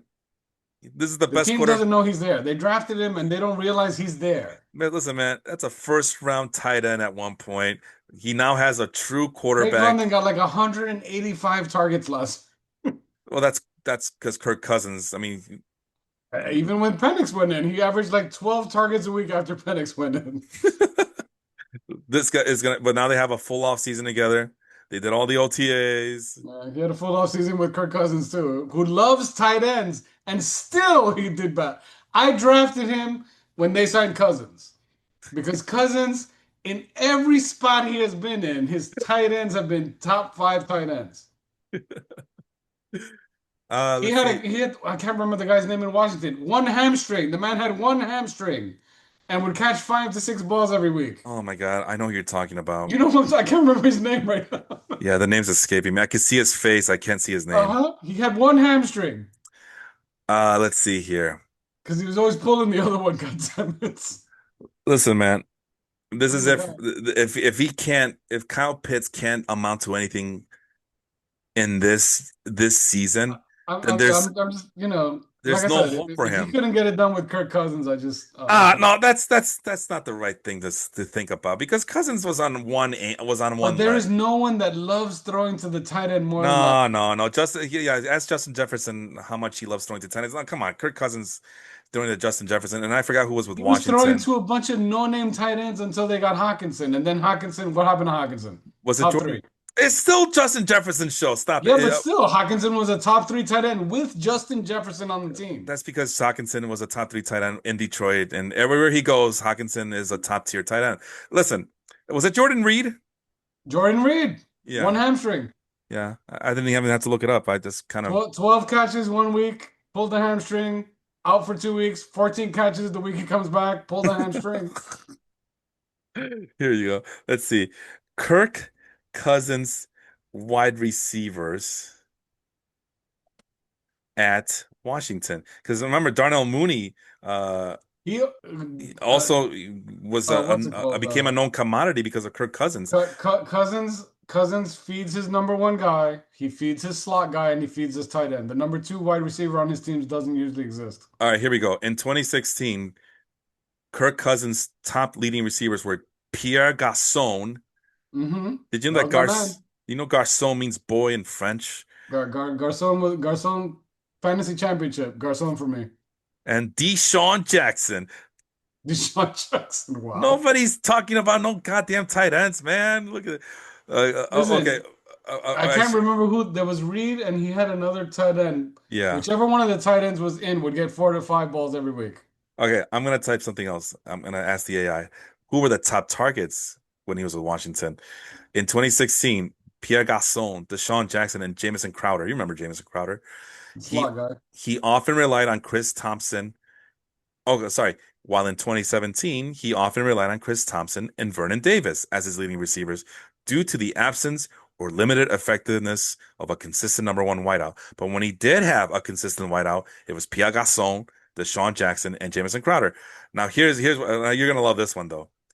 Other key targets also include Jordan Reed, who form a strong connection with Cousins, and emerging talents like Josh Doxson, who eventually got traded, and Terrell Pryor Sr., who quarterback turned into a wide receiver. And oh my God, is he's already passed away, right? Terrell Pryor, or am I thinking of somebody else? I don't know. Who am I thinking of? No, it looks like he's still alive. I'm thinking about the other Ohio State quarterback. The name's escaping me. I do apologize. Sometimes, but yeah, those were the guys. Crowder, Jackson, Pierre. So there are wide receivers, and the only reason he relied on a tight end was because Washington did a terrible job giving him a wide receiver that he can count on. But once he got to Minnesota, it was what Jordan Addison on one side, Justin Jefferson on the other side. They traded for TJ Hawkinson to help him out as well. I mean, it's now Michael Penix's turn. Now he has the two toys, although Darnell Mooney's hurt, but when he's healthy, he's there. But the main one is Drake London, who's going to lead the league in targets. I understand that. But you can't tell me a young quarterback does not look at his tight end and go, you know what? Let's dump it off to this guy. He's going to save my life. And Kyle Well, Pitts, a I'm former just first saying, when he round came in pick. last year, it was a lot of Drake London, and Pitts was out there.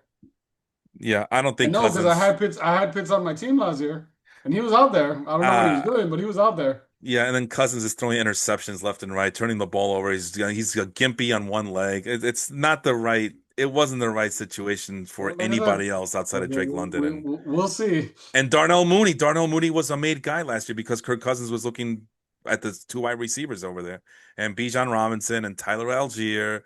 Let's see, Kirk Cousins. I'm looking something else up. One more thing. What was I You looking know, up? they like Robinson in that short game. Oh, what Robinson? Bijan. Oh yeah, yeah, yeah. Assuming that they're not doing load management like they do with the NBA players, right? Um, I had something to look up, and it keeps escaping me. Kirk Cousins. No, I want to Denver. see Kyle Pitts, player profiler. Just out of giggles, what were his drafts?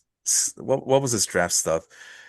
Now, if it turns out that he had terrible numbers at the day of his draft, then that's on me. But 40-yard dash, 99 percentile. Speed score, 99 percentile. The burst score, 79 percentile, still up there.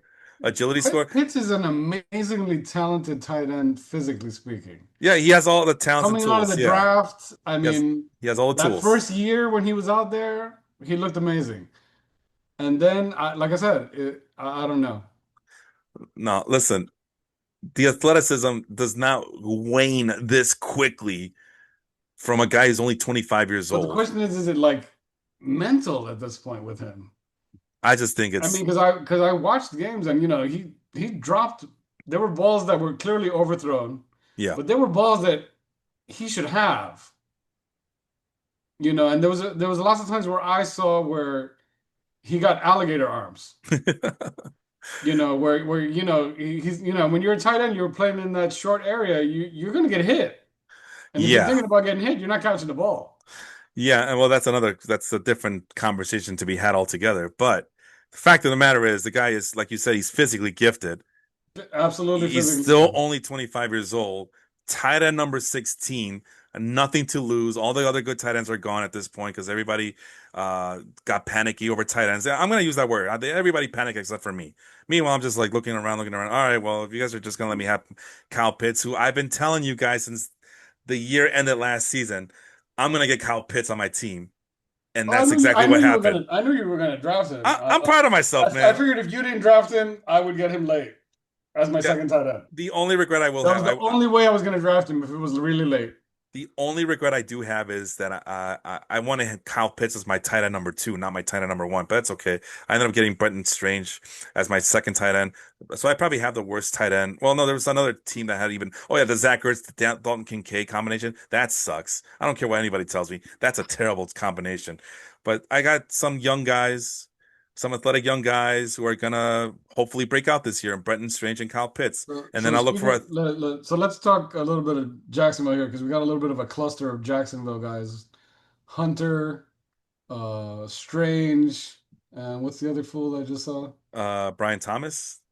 Well, no, Brian Thomas is the only asset on that Oh, well, team then that's it's a three-headed monster at running back, but come on. yeah, and then the 14 run, Etienne, I don't know what's happened to him. Yeah. Now that's a guy you should be concerned about, not Kyle Pitts. Etienne last year was, you know, Oh, he was awful. he was terrible. Well, before we move on, anybody else that you want to discuss here in the ninth round? I mean, I this thought is, Jalen Warren was a great pick here. oh yeah, I'm glad you brought You him know, up.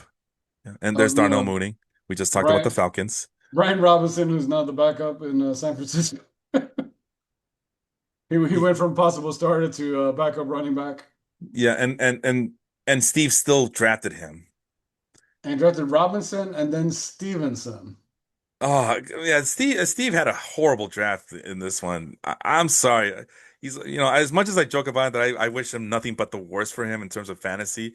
He's still a dear friend of mine, but This is a I gotta call it the way I yeah. see it. This is terrible. This is not good at all. Not good at all. And then I don't feel so bad about drafting all 20 rookies in my team. So I mean, uh it's a wow. That's a weird Taylor Harrison. yeah, Yeah, Taylor Walker I don't know what's going on here. and then he's playing it way too safe. And then well maybe he missed the news about the trade. So that's possible, but yeah, he drafted Brian Robinson after the I fact mean, that he got traded. at this point of the draft, I don't know who else. With Warren gone there. I mean, do you take Etienne? I would have rather had Uh, Etienne over Brian Robinson. Brian Robinson's not going to do anything I for would have you. taken J.K. Dobbins, who's the starter at this point. Yeah. Who else is available? Uh, Oh, Scatterboo. Never mind. Dylan Sampson was. Oh, see, I don't think Steve knows about the rookies. I don't think he drafted any rookies whatsoever. yeah, I don't see that he didn't draft any of the Oh, rookies. a tight end, Ferguson, Rams. I guess he's supposed to be Okay. decent. Well, but I don't think he's ready this year. But yeah, Dylan Sampson would have been even And Javon. then Not who is it the hell Javonte drafted Williams? a kicker? Huh? Oh, that's Robert. Like, Once again, he's like, I think he's drafting like it's the old fantasy football league. But getting back to who else is available at running back after Brian Robinson, you got Dylan Sampson, who yeah, you should have reached for him. Javonte Williams from your Cowboys. Braylon Allen is still around. What is Brian? Okay, so let's say that yeah. McCaffrey gets hurt. You honestly believe that Brian Robinson's gonna get first team touches? No, they still got a guy like Isaac Guerendo, and I think they got a guy Well, like Garento, see, the whole thing with they traded for Robinson supposedly because Garendo's more hurt than they've been letting on, according to several things right, I've right. But I'm thinking to myself, all things considered, everybody's healthy. Guerendo's gonna get a lot of touches himself, and they got don't they also have this guy named Jordan James? yeah, they Okay, then. really seem to like Robinson. Again, Robinson fits the molds of what he likes. He likes to have the between the 20s guys, and then Robinson would be the goal line punch it in guy. So like Garendo, if McCaffrey goes out, the thought is that Garendo would be the between the 20s guy. Hmm.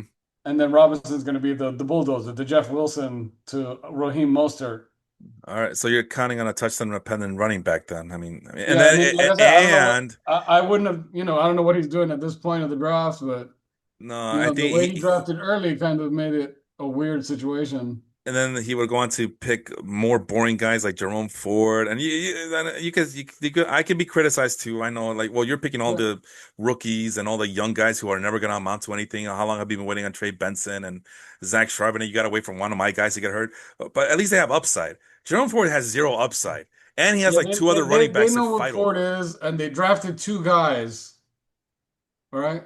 Yeah, and one of them is in jail. That to me is the best indicator. Okay, so you know what Ford is, and you went out and you drafted Judkins, who we all know that's a shit clusterfuck right now. And then they drafted Sampson, so you drafted Yeah, two guys, and that tells me all I need to know about what they think of Jerome Ford. exactly, and they would rather have Judkins play in prison garb than play Jerome Ford. And then the one pick I do like is Ray Davis, but but that's like well after you got all these boring ass veterans, so I don't know. Anyway, let's go back to the 10th round here.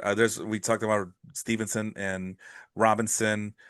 We talked about Rashid Shaheed, Justin Herbert going to Alex's team. How many quarterbacks is that for Alex here? Herbs and Spices. Oh, that's his first quarterback, That's first quarterback. and then he would go get Jackson Dart later on in the draft. There's ETN. Oh yeah, Brandon Aubrey. I still say Robert is still drafting like he's in the other league. Kickers get a lot of points. Although this year I took away that crap where if you kick for 50 yards, you get 5 points. Man, screw that. 3 points are 3 points. I'm done with that stuff. I thought it was a good idea. I hated it. I don't like it. Elijah Arroyo from Primo, another very interesting selection by Primo once again. And Primo's just been killing it in this draft. Um, Elijah Arroyo is a rookie from the Seattle Seahawks. That's his second tight end. I mean, that's the way. If you're gonna get two tight ends, that's the way. You get the veteran tight end, and then you get the rookie tight end, and then he got two rookie tight ends. Because Hmm. I was thinking about getting, was that Mason Taylor from the Jets? Is that his name, or is it Morgan Yeah. Taylor? Mason Taylor as my third tight end, and then Primo beat me to it. So that's when I realized that I'm done with tight ends. Um, Hunter Henry, yeah, Harry. Yeah, he took him after I took Brenton Strange, but I was hoping to get Hunter Henry in the Yeah, I next mean, round. To me, Henry's a solid pick. Yeah, May likes him a lot. especially in this league, absolutely. And then Yeah. there's your guy Scattaboo, there's your guy Dobbins, and Matthew Gold going to you. And you got two rookies, Matthew Gold and Yep. Dylan Sampson. So let's see who else is. So you got two rookies in Agbuka and Golden, but who else is available here at wide receiver? So you don't like Christian Kirk, Jaden Higgins though. If I'm gonna get sniped, if I would consider being sniped at any point in this draft by Harry, it may have been that one. But I liked Higgins also, yeah, yeah. So why'd you get but Golden over Higgins? again, you look at Green Bay's receiving core, right? There's too many of them. Yeah, and all those guys have been talked about for the last few years, and they went on spent one draft capital on this guy. I, you So want to that know? tells me that they know the one thing that everyone outside the draft knew. They don't think any of those guys is a number one receiver for them to spend that Maybe, draft capital there. but I Watson don't is know. hurt again. Golden does come with a lot of question marks, Yeah.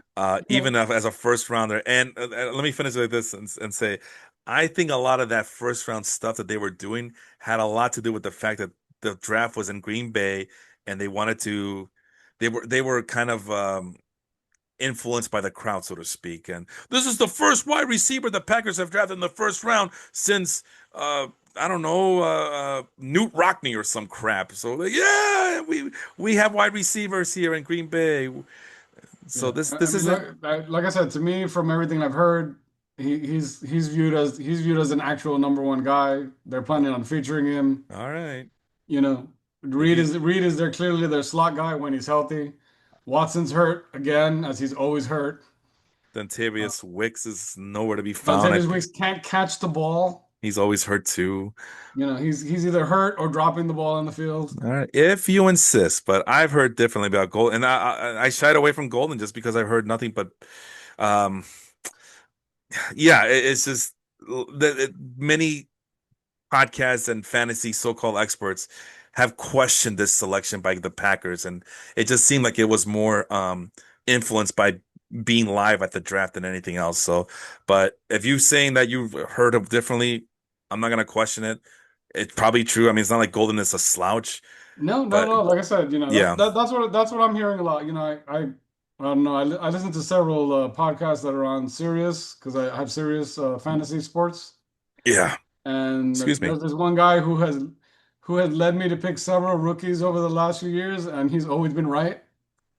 And he said Golden's golden, and he has let me pick several guys. He was very high on our other two favorite rookies, the one I drafted and the one you drafted.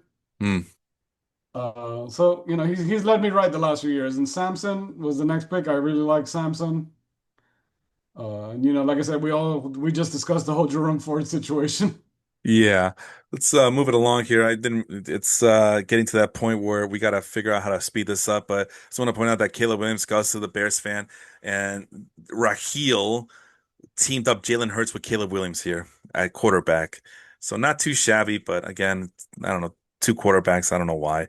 I love the Jaden Higgins pick by Harry. I think he had a feeling that I liked them. Josh Downs going, so I feel like I had to draft another wide receiver.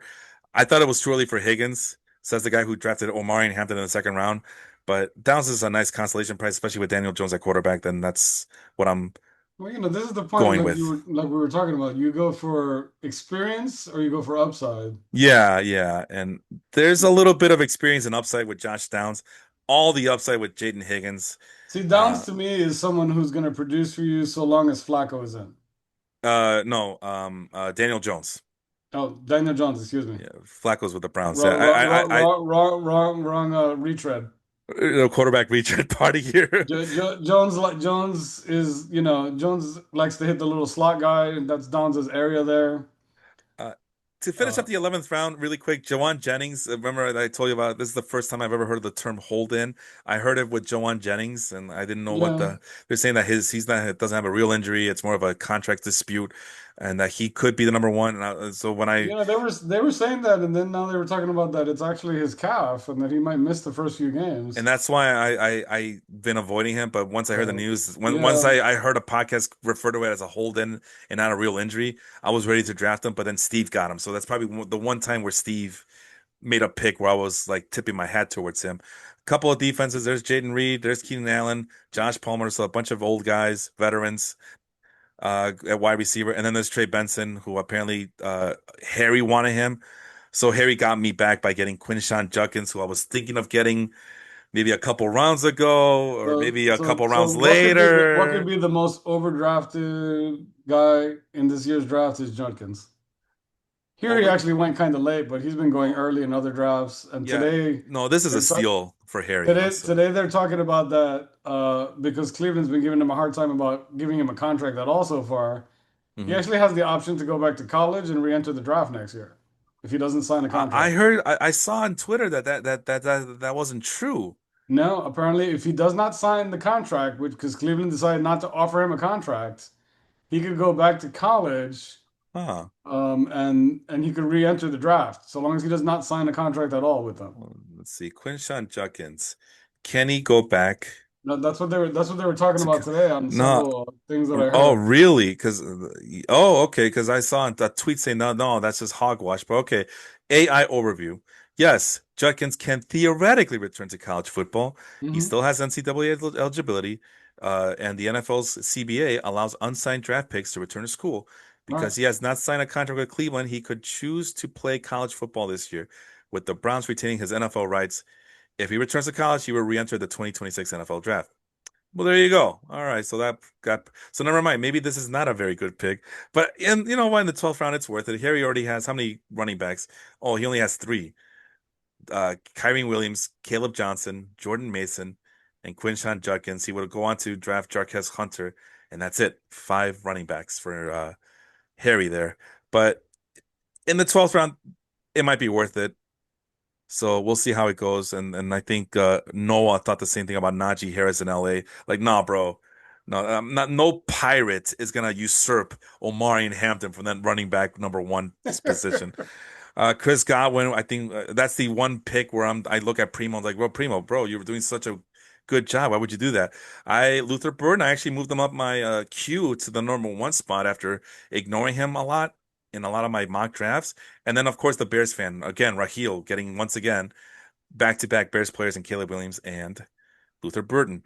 Tank Bixby. So I think we saw ETN go before Bixby, and Bixby going to I can't see. Oh, well, Shane's team. Of course he would get him. Yeah. And then I there's like you are with Chi Okongo. Go ahead. I'm sorry. I like Bigsby better than Etienne, honestly. What the hell happened here? Brandon, who's this? Brandon. Oh, Brandon Ayuk. Oops. Why did it do that? I'm Well, going to say that I was shocked that I got Okonkwo this late in the draft. yeah, I've heard mixed things about Ikongwu. I heard that he could be a deep sleeper or a deep bust. You can't trust him, and other websites saying that you can trust them. So I think it's conflicting reports about Okongwu that kind of led people astray from him. So yeah, if you believe that he's gonna break out this year, that's a great pick. But if you're like also listening to other people saying, "Oh, you gotta fade him," then that's a terrible pick. I think in your case, it's a decent pick. You already have Sam Laporta. You'll be fine. Did not like your Brandon Ayuk selection. That knee is kind of concerning. And it sounds like the 49ers are just going to move on to the other guys we mentioned, like Jawan Jennings whenever he's healthy, and Ricky Pearsall, and there's still George Kittle. What exactly does Brandon Ayuk bring to the table here? again, he's their number one when he's healthy. And they're talking about he could miss, the first month and a half, 6 weeks. When he gets back, if he gets healthy for the stretch run, he's the guy. I mean, there's no one as talented as him. The only other guy on there that to me is as talented as him would be Pearsall, and Don't Pearsall's unproven. don't Jennings underestimate is Jawan Jennings. Don't underestimate him. Like, come on. Jennings is a two on a if there's maybe a three. He had some great games last year, but he's not the focus of the defense. If you I make him the number one guy, he's not. He doesn't have that. Well, I would say. he had explosive games last year too, so there is some hope there. But Yeah, at any rate, when you're the guy on the off side of the ball in the one-on-one coverage, mhm. when the other guys are drawing doubles, that's different than when you're the guy. Yeah, that's true. I ended up getting Trey Harris, but I was really thinking about getting Dak Prescott and finally going into the whole stacking phase that stacking fad that everybody else is going into. So I would have Hmm. stacked Prescott with CeeDee Lamb, but Trey Harris is a guy I've been drafting in all my mock drafts. I think he has a chance to be the WR2 in Los Angeles next to Lat McConkey, sorry. And we I know was I was higher on Harris until they picked up Keenan. oh come on. Old man Keenan Allen, come on. Yeah, old man Keenan. You saw, again.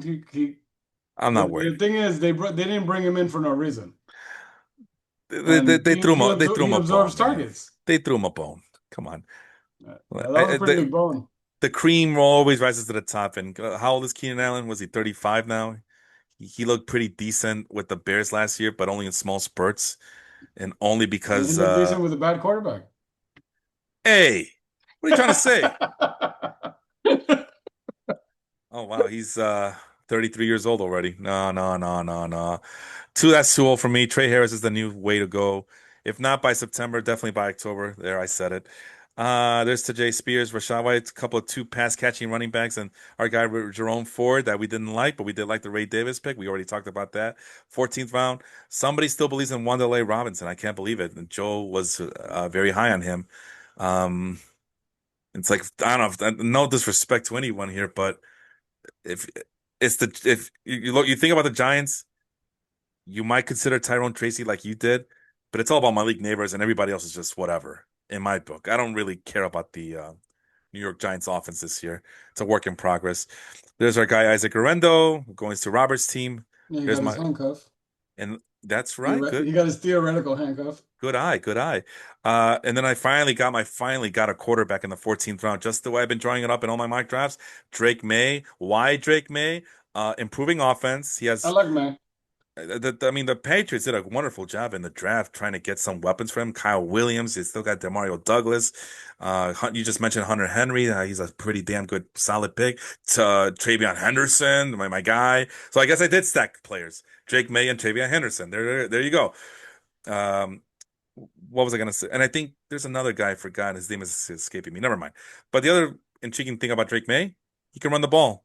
Hmm. And in the 14th round, it's a cheap source of run. And He looked really good towards the he end of last year. yeah, Like the light, much like Bryce Young we were talking about earlier, the light bulb kind of seemed like it went on.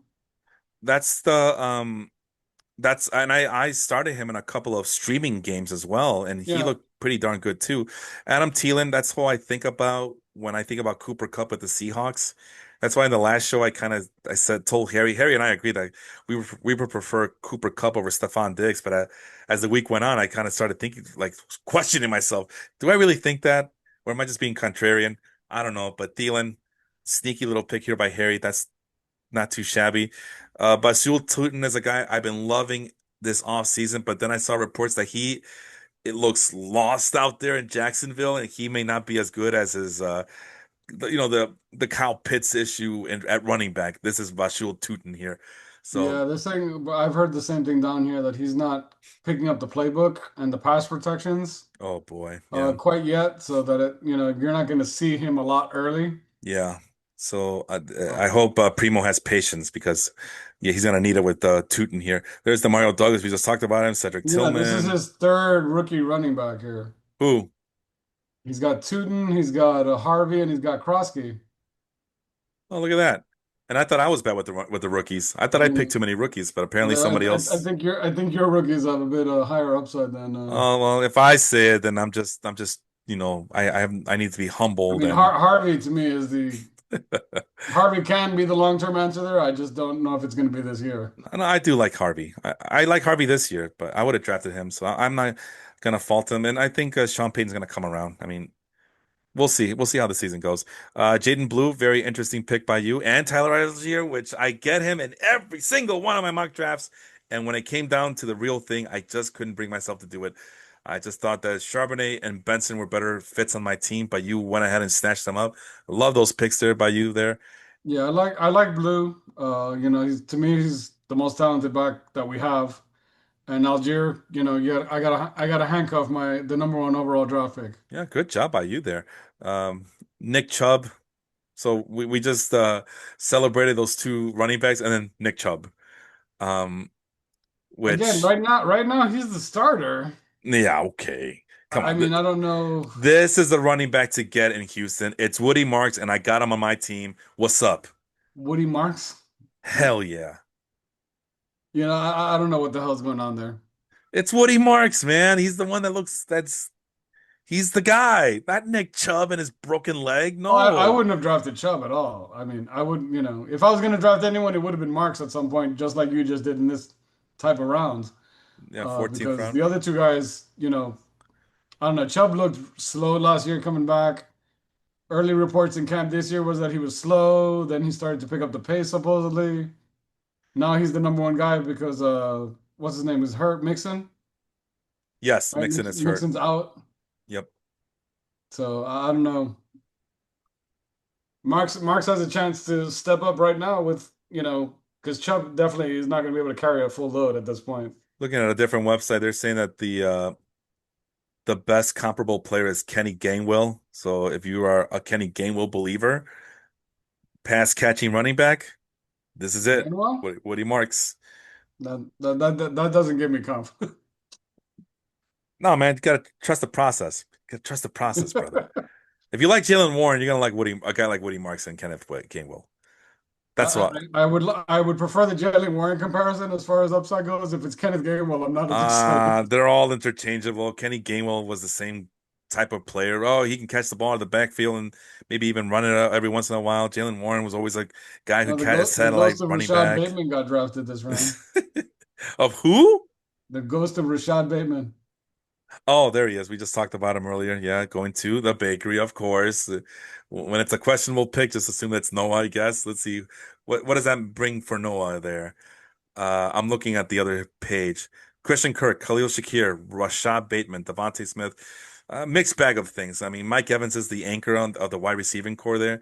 Udunse is the upside guy, which I don't believe in, but Noah does, so I guess that's all that matters. And Devontae Smith's a good number three running wide receiver, but then the bench is like Shakir, who's hurt, Christian Kirk, who his days are numbered because the Texans went out of their way to get two rookie wide receivers this year.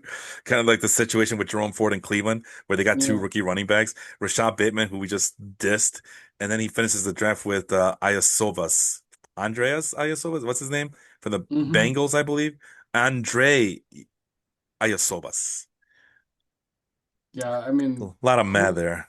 are there any other targets other than Jamar Chase and Higgins in Cincinnati? Chase Brown. Chase Brown, right? I don't even know who their tight end is. Gesicki. Okay, so then the answer is no. Yeah. Finishing up the 15th round, Steve gets both Marvin Mims and Jordan Love. So Jordan Love being paired up with Kyler Murray. You should have just picked Jordan Love as your number one quarterback and use the Kyler Murray pick on somebody Yeah. else. I don't get it. And I guess that Kyler Murray is the potential rushing quarterback, but we just talked about it. He doesn't do that either. Yeah, Anyway, like I said, last year he didn't do that. I don't so couple of post-hype sleepers here at tight end, Darren Waller and Noah Gray, who I admittedly I don't think I had either of them on my cheat sheet because I was not interested in either of them, but no. maybe I should have gone and paid attention to the Noah Gray one. Yeah, I, Waller to me is I mean, he just decided to come back to play in Miami. I drafted Will Shipley, but now I'm kind of questioning maybe I should have gone with Jarquez Hunter. But I hear that if Barkley goes down, Shipley's next Yeah, man they seem to be in high line. on Shipley. So yeah, As and honestly, one of the guys that was on my do not draft list, and I didn't have to worry about it in this draft, is Saquon Barkley. Over 400 touches last year, running backs, and yeah, it adds up, right? that never ends well the next year. And he's already had the history before last year. Interesting combination at tight end going back to back to Tavian Sanders and Mason Taylor. Like I said earlier, I was looking at Mason Taylor's way, but Primo beat me to it. Yeah. Roshan Johnson, maybe this is the year, but like once again, going to the Bears fan, of course. See, And the then, Roshan Johnson logic that I've been hearing is that he's going to be David Montgomery. okay, cool. We've been waiting for anything out of Roshan Johnson Yeah, forever I and a day know. now. So he's like the Kyle Pitts of running backs. I like the Yeah. Cam Ward pick. Who did you pair him up with? Let's see. I Bo had Nix. Knicks earlier. Okay, nice. And then we talked about Chris Rodriguez already. Jalen Wright, man, the Jalen Wright fall off though. Uh, He looks lost when he's out there. that's a shame because he was next in line Yeah. after Davon Achan, and now that everybody's talking very glowingly about Ollie Gordon, the rookie, who's this big mammoth of a beast, goal Yeah, line. I forgot honestly about Gordon at this point. I thought he was gone for some reason. Yeah. Because I would have taken Gordon. No, he went in the 17th round here Yeah, I to know. He went later in this round. I completely spaced at this point in the well, draft. because you wanted Chris Rodriguez. You were thinking about who's gonna get the touches in Washington. I mean, it's still a better pick than Kareem Hunt, right? In that's going to Noah's team. Who did know? Again, the Kansas City whole situation is weird. Yeah, I think Noah dropped the ball at the running back situation. He started out well with Gibbs and Chuba Hubbard, and then he got Eckler, Najee Harris, and Kareem Hunt. Oops, my Yeah, bad. And that, yeah, that ain't it, brother. I mean, Noah, you're a good kid, man, but I gotta call it the way I see it. I'm not impressed with now running backs last year. That was yeah. impressive. Now this year he wasn't able to repeat what he did, but who knows? Maybe I'm wrong. Maybe those wide receivers are gonna carry him this year, and I'll be eating The- crow at the end of the year. Jack Beck going to Harry's team. I like Alec Ayomanor because it seems like him and Cam Ward, your guy, your quarterback, your rookie quarterback, have some good rapport going. Robert decides, I no, had never heard of Beck until today. I heard about him on oh, the show today. oh man, I see him in all my mock drafts. I ended up drafting him at the end of my mock drafts, but lately I've been digging this Alec Ayamanor guy just because the only guy he has to beat out is Van Jefferson. Like, come on, it's Yeah. Van Jefferson. Come on. Uh-huh. Absolutely. Robert Evanson, my commissioner in the Mardi Gras Madness Baseball League, he's gonna go into that Xavier Legette wishing well one more time. The Kyle Pitts of wide receivers there. And we talked about Ollie Gordon. We talked about Jackson Dart, Kendre Miller. Although the Saints also have another guy named Devin Neal, right? Am I thinking? Yeah. So who's going to be the number two there? Is it Miller or Neal? I mean, personally, I think Neil is better. Hmm. Miller has been given countless chances the last couple of years when Kamara's Yeah. gone out and he has done nothing. Let's see here. I think he had like one good game that I recall. Other than that, he's been really underwhelming. And then to take us to the 17th, 18th round, Steve gets Jonnu Smith. I guess that's an okay pick to pair up with Evan Ingram and then Terrence Ferguson, the Rams rookie. We talked a little bit about him. And Mm. then Joe says, okay, well, then I'll pick a tight end too. Theo Johnson of the Giants. Damn, another Giants player. Okay, I see you, Joe. I see you. Hey, Jonnu Smith, I didn't even realize he was on Pittsburgh. They have Freermouth. Yeah, they traded him. I forgot for a defensive player, I believe. Oh, that's right. They made the trade for them. They got their Was safety back that went was to it Pittsburgh. was it Fitzpatrick? Yeah, Is that Mika Fitzpatrick? Is that Miko, who? yeah. Are we sure? There's Am I the am corpse I of Black Corum again. am I making up names? Jonnu Smith trade. Let me just double check before Yeah, people. no, you're right. Minka Fitzpatrick. Oh, okay. I'm not going Because crazy. the Dolphins traded him there a couple of years ago, and now they traded for him back. And yeah, and I'm oh along wait from the Jonnu Smith was traded on a blockbuster deal from the Dolphins to the Steelers, along with cornerback Jalen Ramsey in exchange Hmm. for safety Minka Fitzpatrick. Oh wow, what a trade! Okay, cool. Blake Corum. I mean, you saw Harry go with Jarquez Hunter as the Rams backup, so Yeah. but I guess Alex thinks that maybe there's still a little bit of. I mean, Corum was drafted by the Rams in what in the fourth round or something, something crazy like that. Again, they were hoping he was something, but he's not looked good either. There's Romeo And that's Dubs. why Kyron Williams got so much of a load. Romeo Dubs. My rule was ignore all Green Bay Packers wide receivers. Maybe consider Matthew Golden, but we already talked about Golden. Mhm. DeAndre Hopkins. No, this ain't it, brother. Robert, let's see. What does his And wide then, receivers we look like? discussed how I feel about Baltimore's receiving core. What's that? I'm sorry. What? What'd you It's say? again, there's no clear-cut number one guy, Oh, yeah, and Hopkins isn't that. Yeah, okay, and Hopkins unfortunately is not that anymore. so that was his last wide receiver that Robert selected. So he has Hopkins, Xavier Legette, Joshua Palmer, Chris Olave, Zay Flowers, and Devontae Adams. That is not acceptable. I'm sorry, man. Robert, you're my guy, but I can't. There's The nothing most talented positive. receiver he has is Olave, and he has the worst quarterback combination on the planet. And a history of concussions. Spencer Rattler and Slock. Sloth. Uh, They were calling him Sloth. Sloth. The way he throws sometimes, yeah, he kind Yeah, of looks like one. Interesting back-to-back wide receiver duos here by Primo and Raheel. Finally, I say something nice about Raheel's team. He got Kyle Williams, who I had on my queue for a very long time. Got him in a lot of my mock drafts. I just couldn't bring myself to do it in the real life draft as there were some reports that I was reading about him that were not very yeah. And there's uh Thornton, who we were talking about earlier. yeah, and so maybe that's why Jacoby Myers wants to get traded. I don't know, but very interesting back-to-back selections here. I like that. And then we get to more kickers. We don't talk about kickers here. Quentin Johnston, ugh, Raheel, you're killing me. If you're gonna chase for upside, I mean Isaac Tesla's right there. I don't think Tesla's gonna be a guy who we're gonna see right off the bat, but Yeah. come October, November, Primo's gonna be thankful, assuming that he's patient with the guy.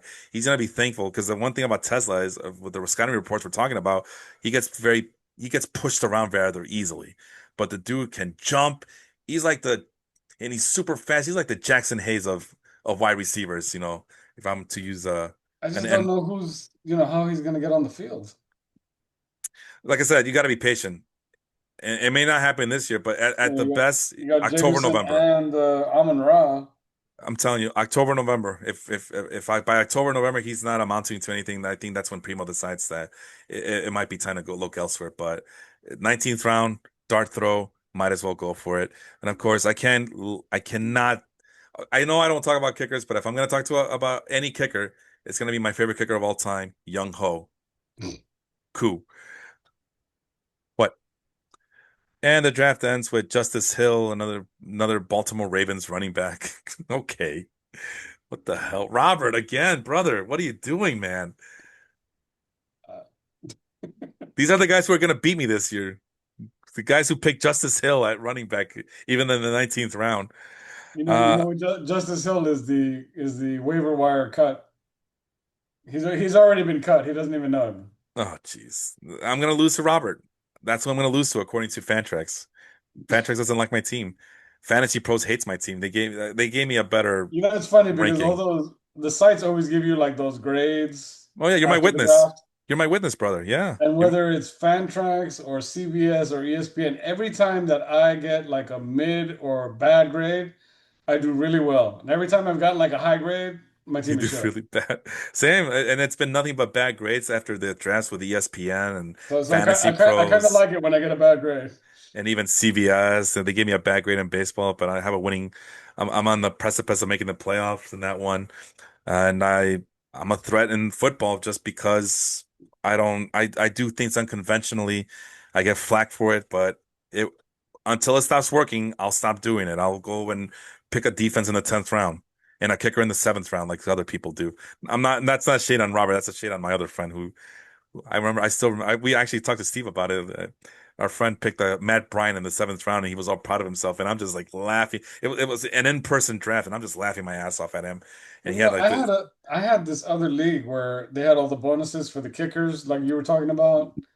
and for the defenses. And Yeah. so in that league, I would draft a little bit earlier because it was worth it and it would make a difference. Like I won one league the year that Dallas had a really good defense. I had the Dallas defense and I had Justin Tucker. Mm. And on weeks where, like my flex or whatever would underperform, I was always beating people because my defense and my kicker in that league, because of the point system, you got to play your points. Yep. You got to know you can, people don't adjust to their leagues. Every league is different. Pick a number between 1 and 230. Just any random number. 10, The f All right. I don't know. Oh, okay. All right. That's fine, I guess. All Did you need right. a higher number, Philip? No, no, it's fine. It's just I'm trying to figure out what part of the spreadsheet I'm using for the thumbnail for this one as we were talking. But that's the draft. Yeah. Um, Very interesting. And listen, guys, I know that there was a lot of like back and forth in the chat and people stepping on each other's toes like that. And I know that I was called out for bragging up on my Omarion Hampton pick, but James, you're my witness. There's a moment or two in every draft that I do with you guys where I celebrate like I won the Super Bowl, Oh yeah. right? And it's not because I'm being a DJ jerk. Husmanjala. And it's not because I'm trying to be I'm being a jerk or anything. It's like you don't understand the preparation that I have to go through. And as much as I make fun of a lot of these draft picks, because that's part of the shtick, as far as I'm concerned, there are 11 other killers, and I have a big target on my side, on my backside, and you're all gunning for me. And it's not a brag, but I mean, let's face it, people join this league just to shut me up. That's part of the appeal. I get it. And if it's not, then I'm totally misrepresenting this whole thing. But if it is, I mean, and then you guys see that I'm keep being successful, and you guys keep wanting to come back for more, which I'm very proud to have the type of guys. I mean, because you're in multiple fantasy leagues with me, and you decided, yeah, I'll sign up with Felipe, and you are in multiple leagues, and you decide, Mhm. yeah, I'll mess with Felipe on this one. I want to use the other word, but I don't. I want to keep it as clean as possible here. But I'll F with Felipe on this one. Screw it. He's a good guy. I think. Yeah. I want to assume so. I mean, I'm the commissioner in a lot of these leagues, and to have a guy be commissioner of multiple leagues and you guys keep coming back and yeah, sure, we'll help pay for the website. We'll help pay for the trophy. We'll help pay for this. Well, it just means a lot to me, right? So believe me, I don't mean to step on anybody's toes. I don't mean to be it's for fun and it's all relative. Like who else are we going to disrespect? We can't disrespect another person in another league because it's not about that. You guys it's those Well, personally, Felipe, I'll tell you that, your leagues are always run to me fairly. Which that's the I've been in that's other leagues where commissioners are just despots. yeah. You look for feedback when you make changes, which a lot of commissioners don't. Which at first I Um, didn't. At and first I didn't.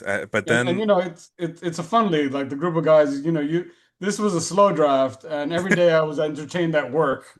I would go on my breaks. I was on my phone. My boss was actually laughing because I'm like never on my phone at work because they have like a thing. yeah, And he saw me sneaking off and he's like, "What's going on?" I'm like, "Oh, I'm in a slow draft." And he's cool. He's actually, I'll be drafting with him Tuesday night. We have a work nice, meeting. nice. So he was just laughing. He's like, "How are you doing, man? How's it going?" Like checking in with me during the day, but it was kind of funny. And I was like, "No, it's a good group of guys." And everybody was, clearly everybody's at work. People are on the road.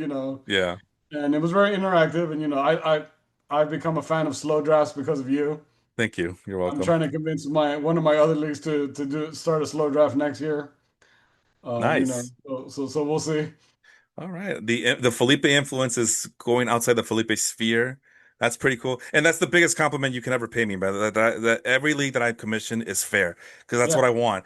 And that's what I tell guys like, hey, I don't, and that's the thing. I don't want any mudslinging. I don't want to step in and break up fights. This is not what it's about. If some like criticize the subject matter, don't go after each other because once it escalates, then next thing you know, families are getting involved and it Hmm. just goes up and up. And that's not what this is about. I mean, this is supposed to be fun. Right. Keep it competitive, and try to compartmentalize. Just because we're criticizing a player or a selection, we're not criticizing the person, although sometimes it feels like I'm criticizing the person. But I mean, it's more about, the process and the players involved. and all that because I mean, who else are we going to talk about? We can't talk about anybody else but the people in this draft. Well, Felipe, But like you said, you know, a lot of it is learning your league, and that's one of the things when you can be in a consistent league to me, because like I know who you're gonna pick. do you?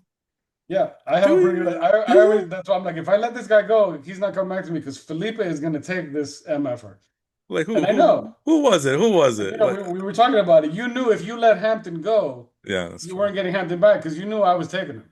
Oh, I didn't know you were going to take it, but yeah, you were definitely a threat There was no for doubt that I sure. was gonna. I do the rookie running back thing every year too. I try and find them when I can. It was difficult for me this year because of my position in the draft. But when I'm in the middle of that draft, I'm doing what you do. You know, the rookie running backs, you know, I look for those upside guys because like you said, the old guys, you know, unless you get somebody who's a definite number one, the rookies tend to end up being the guys that that step up in those spots. Uh, And just to finish up what you were saying, like the reason why I do the things I do as a commissioner, like I said, the first couple of years in the baseball league especially, and in the mhm. basketball league as well, I rule with an iron fist because I came from a situation where the league owners were just it was like the inmates were running the asylum. They were Oh yeah. kind Yeah, of we talked bullying about that. we were kind of bullying the commissioner to do things that the commissioner didn't want to do, and quite frankly, I know that I don't want to get too deeply involved, and I'm not here to disrespect anybody, but I was traumatized, and I also in my other leagues that I'm running, like I don't like the fact that the inmates run the asylum, and I'll be honest, in my baseball league, I don't like it. It's like, well, we got to vote for everything. We got to vote to pee. Like, no, if a change needs to be made, it needs to be made. Why would I wait for? And then, okay, let's all vote for it. And then, like, half the league votes, and the other half doesn't give a damn. It's Right. like, what? Well, So what again, is? that's the whole thing. You know, to me, it's like you want to get a group of guys who's going to participate. Yeah. If it's going to be that case, then I need you guys to actually be actively involved. And in my basketball league, before this one, the one that you and I are in, before that Mhm. one, there was even a rules committee. There's a three triumvirate committee that was supposed to lay out all these rules for the commission and all this. Those guys didn't do anything. And when we asked them about it, like, so what rules are we thinking about changing? Oh, I don't know. I thought he was going to take care of it. No, I thought you were going to. Just pointing fingers at each other. So Uh, that's why in the first couple of years I was running with an iron fist because it starts with me and then it trickles down to everybody else. As the years have gone by, though, I'm just trying to figure out, okay, what else can we do? I'm out of ideas. I don't know how else we can enhance this league. Let's ask the people. And you've been instrumental, brother. You've been super instrumental on giving good feedback, good suggestions. Same well, thing me with and you have Primo. had a similar experience with leagues, so Yeah, you know, yeah. you know, like I like to evolve the things. You know, I've seen things change. You know, like I said, I'm in one league where we don't have kickers anymore. We don't have defenses. Oh, you lucky. Everyone got tired of it. You know, so that league actually has two tight ends. Yeah, We have three wide receivers, and we have two nice, flexes. nice. How many running backs? They're talking about they want to start. They're discussing this year that we might do IDP next year. Nice. How many running Uh, backs? How many running backs? it's Is two it running backs and a okay? flex, and then three wide receivers. Just one quarterback? No, no, One no. quarterback, yeah. Okay, Nobody likes the super flex idea. okay. I know a lot of leagues like that. I'm Yeah. not really a fan of it either. Yeah, Harry was talking to me about that when he was on last week. But and then You the know, to me, final if th you're doing super flex, I don't think for it to be competitive, you can have more than 10 teams. Because now you're yeah, talking about, yeah, you know, otherwise there's one team that's, you know, there's gonna be two or three teams that have like really shitty quarterbacks. yeah, and there's not enough And then you can't quarterbacks to go compete. around. Yeah, that's And then true. those teams are basically out. Yep, pretty much. And then the last thing I'm going to say about what you just said about, how I keep things fair, because the reason I do the things that I do is because not to push around my authority. I'm not about that. I mean, somebody has to be in charge. One person has to be in charge. When you have multiple people in charge, it creates chaos, in my view.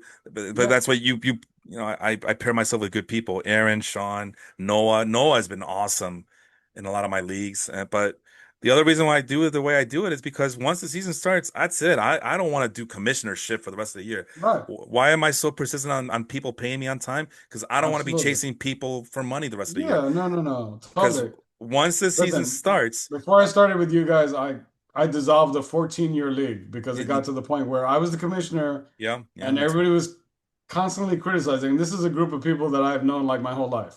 Mm, My brother was in the league. We had friends that, you know, that we grew up with. and everything was this, and oh, you're favoring that one and that, and I'm like, listen, everyone here is family. No one is cheating anyone, you know. Yeah, yeah. And everything was a criticism, and I was like, so then you run the league. I kept telling him, you want to be the commissioner? You be the Knock yourself commissioner. out. But Yeah. nobody wanted to do the work. No, everybody just wants to They all wanted to criticize, man. complain. I'm like, you know It just, what? I got to the point where I was like, I'm done. yeah, you sometimes have I, to I walk can have away. fun in other leagues where I don't have to deal with this nonsense. Yeah, and then that was what I was about to say to you is that once the season begins, once that kickoff begins, once that first pitch is thrown, once that opening tip off, I'm one of you guys after that. At least that's my Hmm. goal. I want to be one of you guys. I want to just set my lineup, improve my Right. team, make trades. I don't want to be worrying about because that's the other one. Well, Felipe, you should be in charge of the final trades. Like, no, I'm not going to do that. I don't want to be the guy who has to evaluate trades and hear it from both sides of the trades as to why this trade was. I don't want to do that.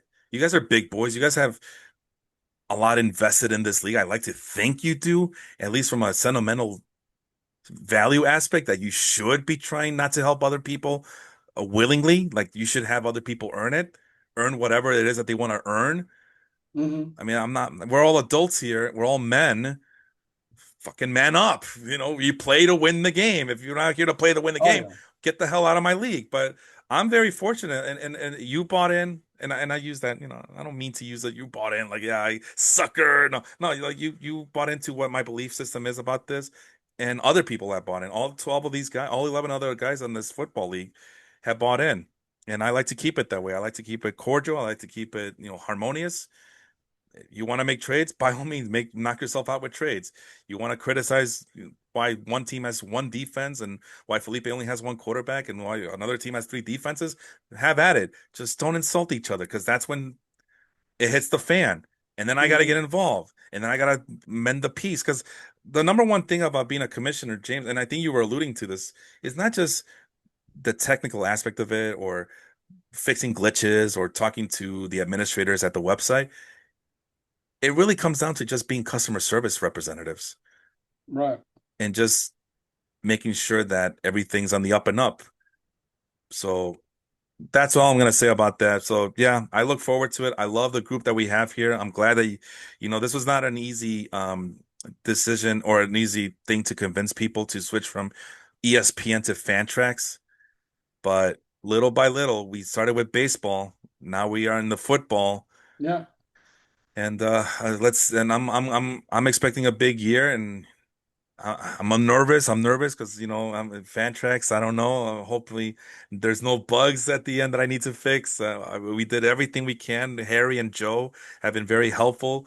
So I'm jacked, brother. I am so jacked. But again, I was accused of doing certain things, like I said, James. Once in a while in the draft, there's a time where I make a player, and the reason I get excited is because I'm in a room full of killers. You know, I work really hard to create this league, to create my spreadsheets, my cheat sheets that I'm going to use for the draft.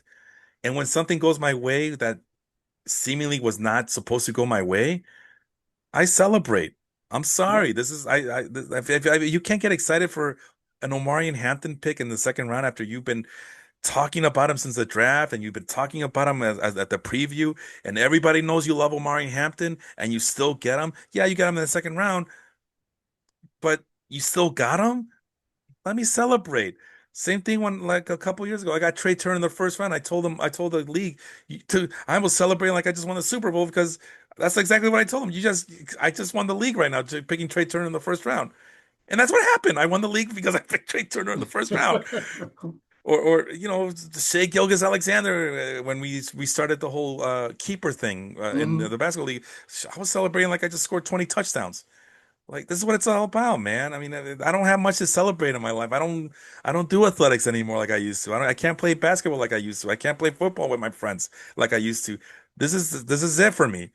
Let me have my fun is all I'm saying. You know what I mean? And everybody should have fun. If you have a player that you were not expecting to get and you got him, we should all be like Jerry Krause with our, pinching our pennies and celebrating that we got the player that we wanted and we've been coveting. So anyway, that's my little rant.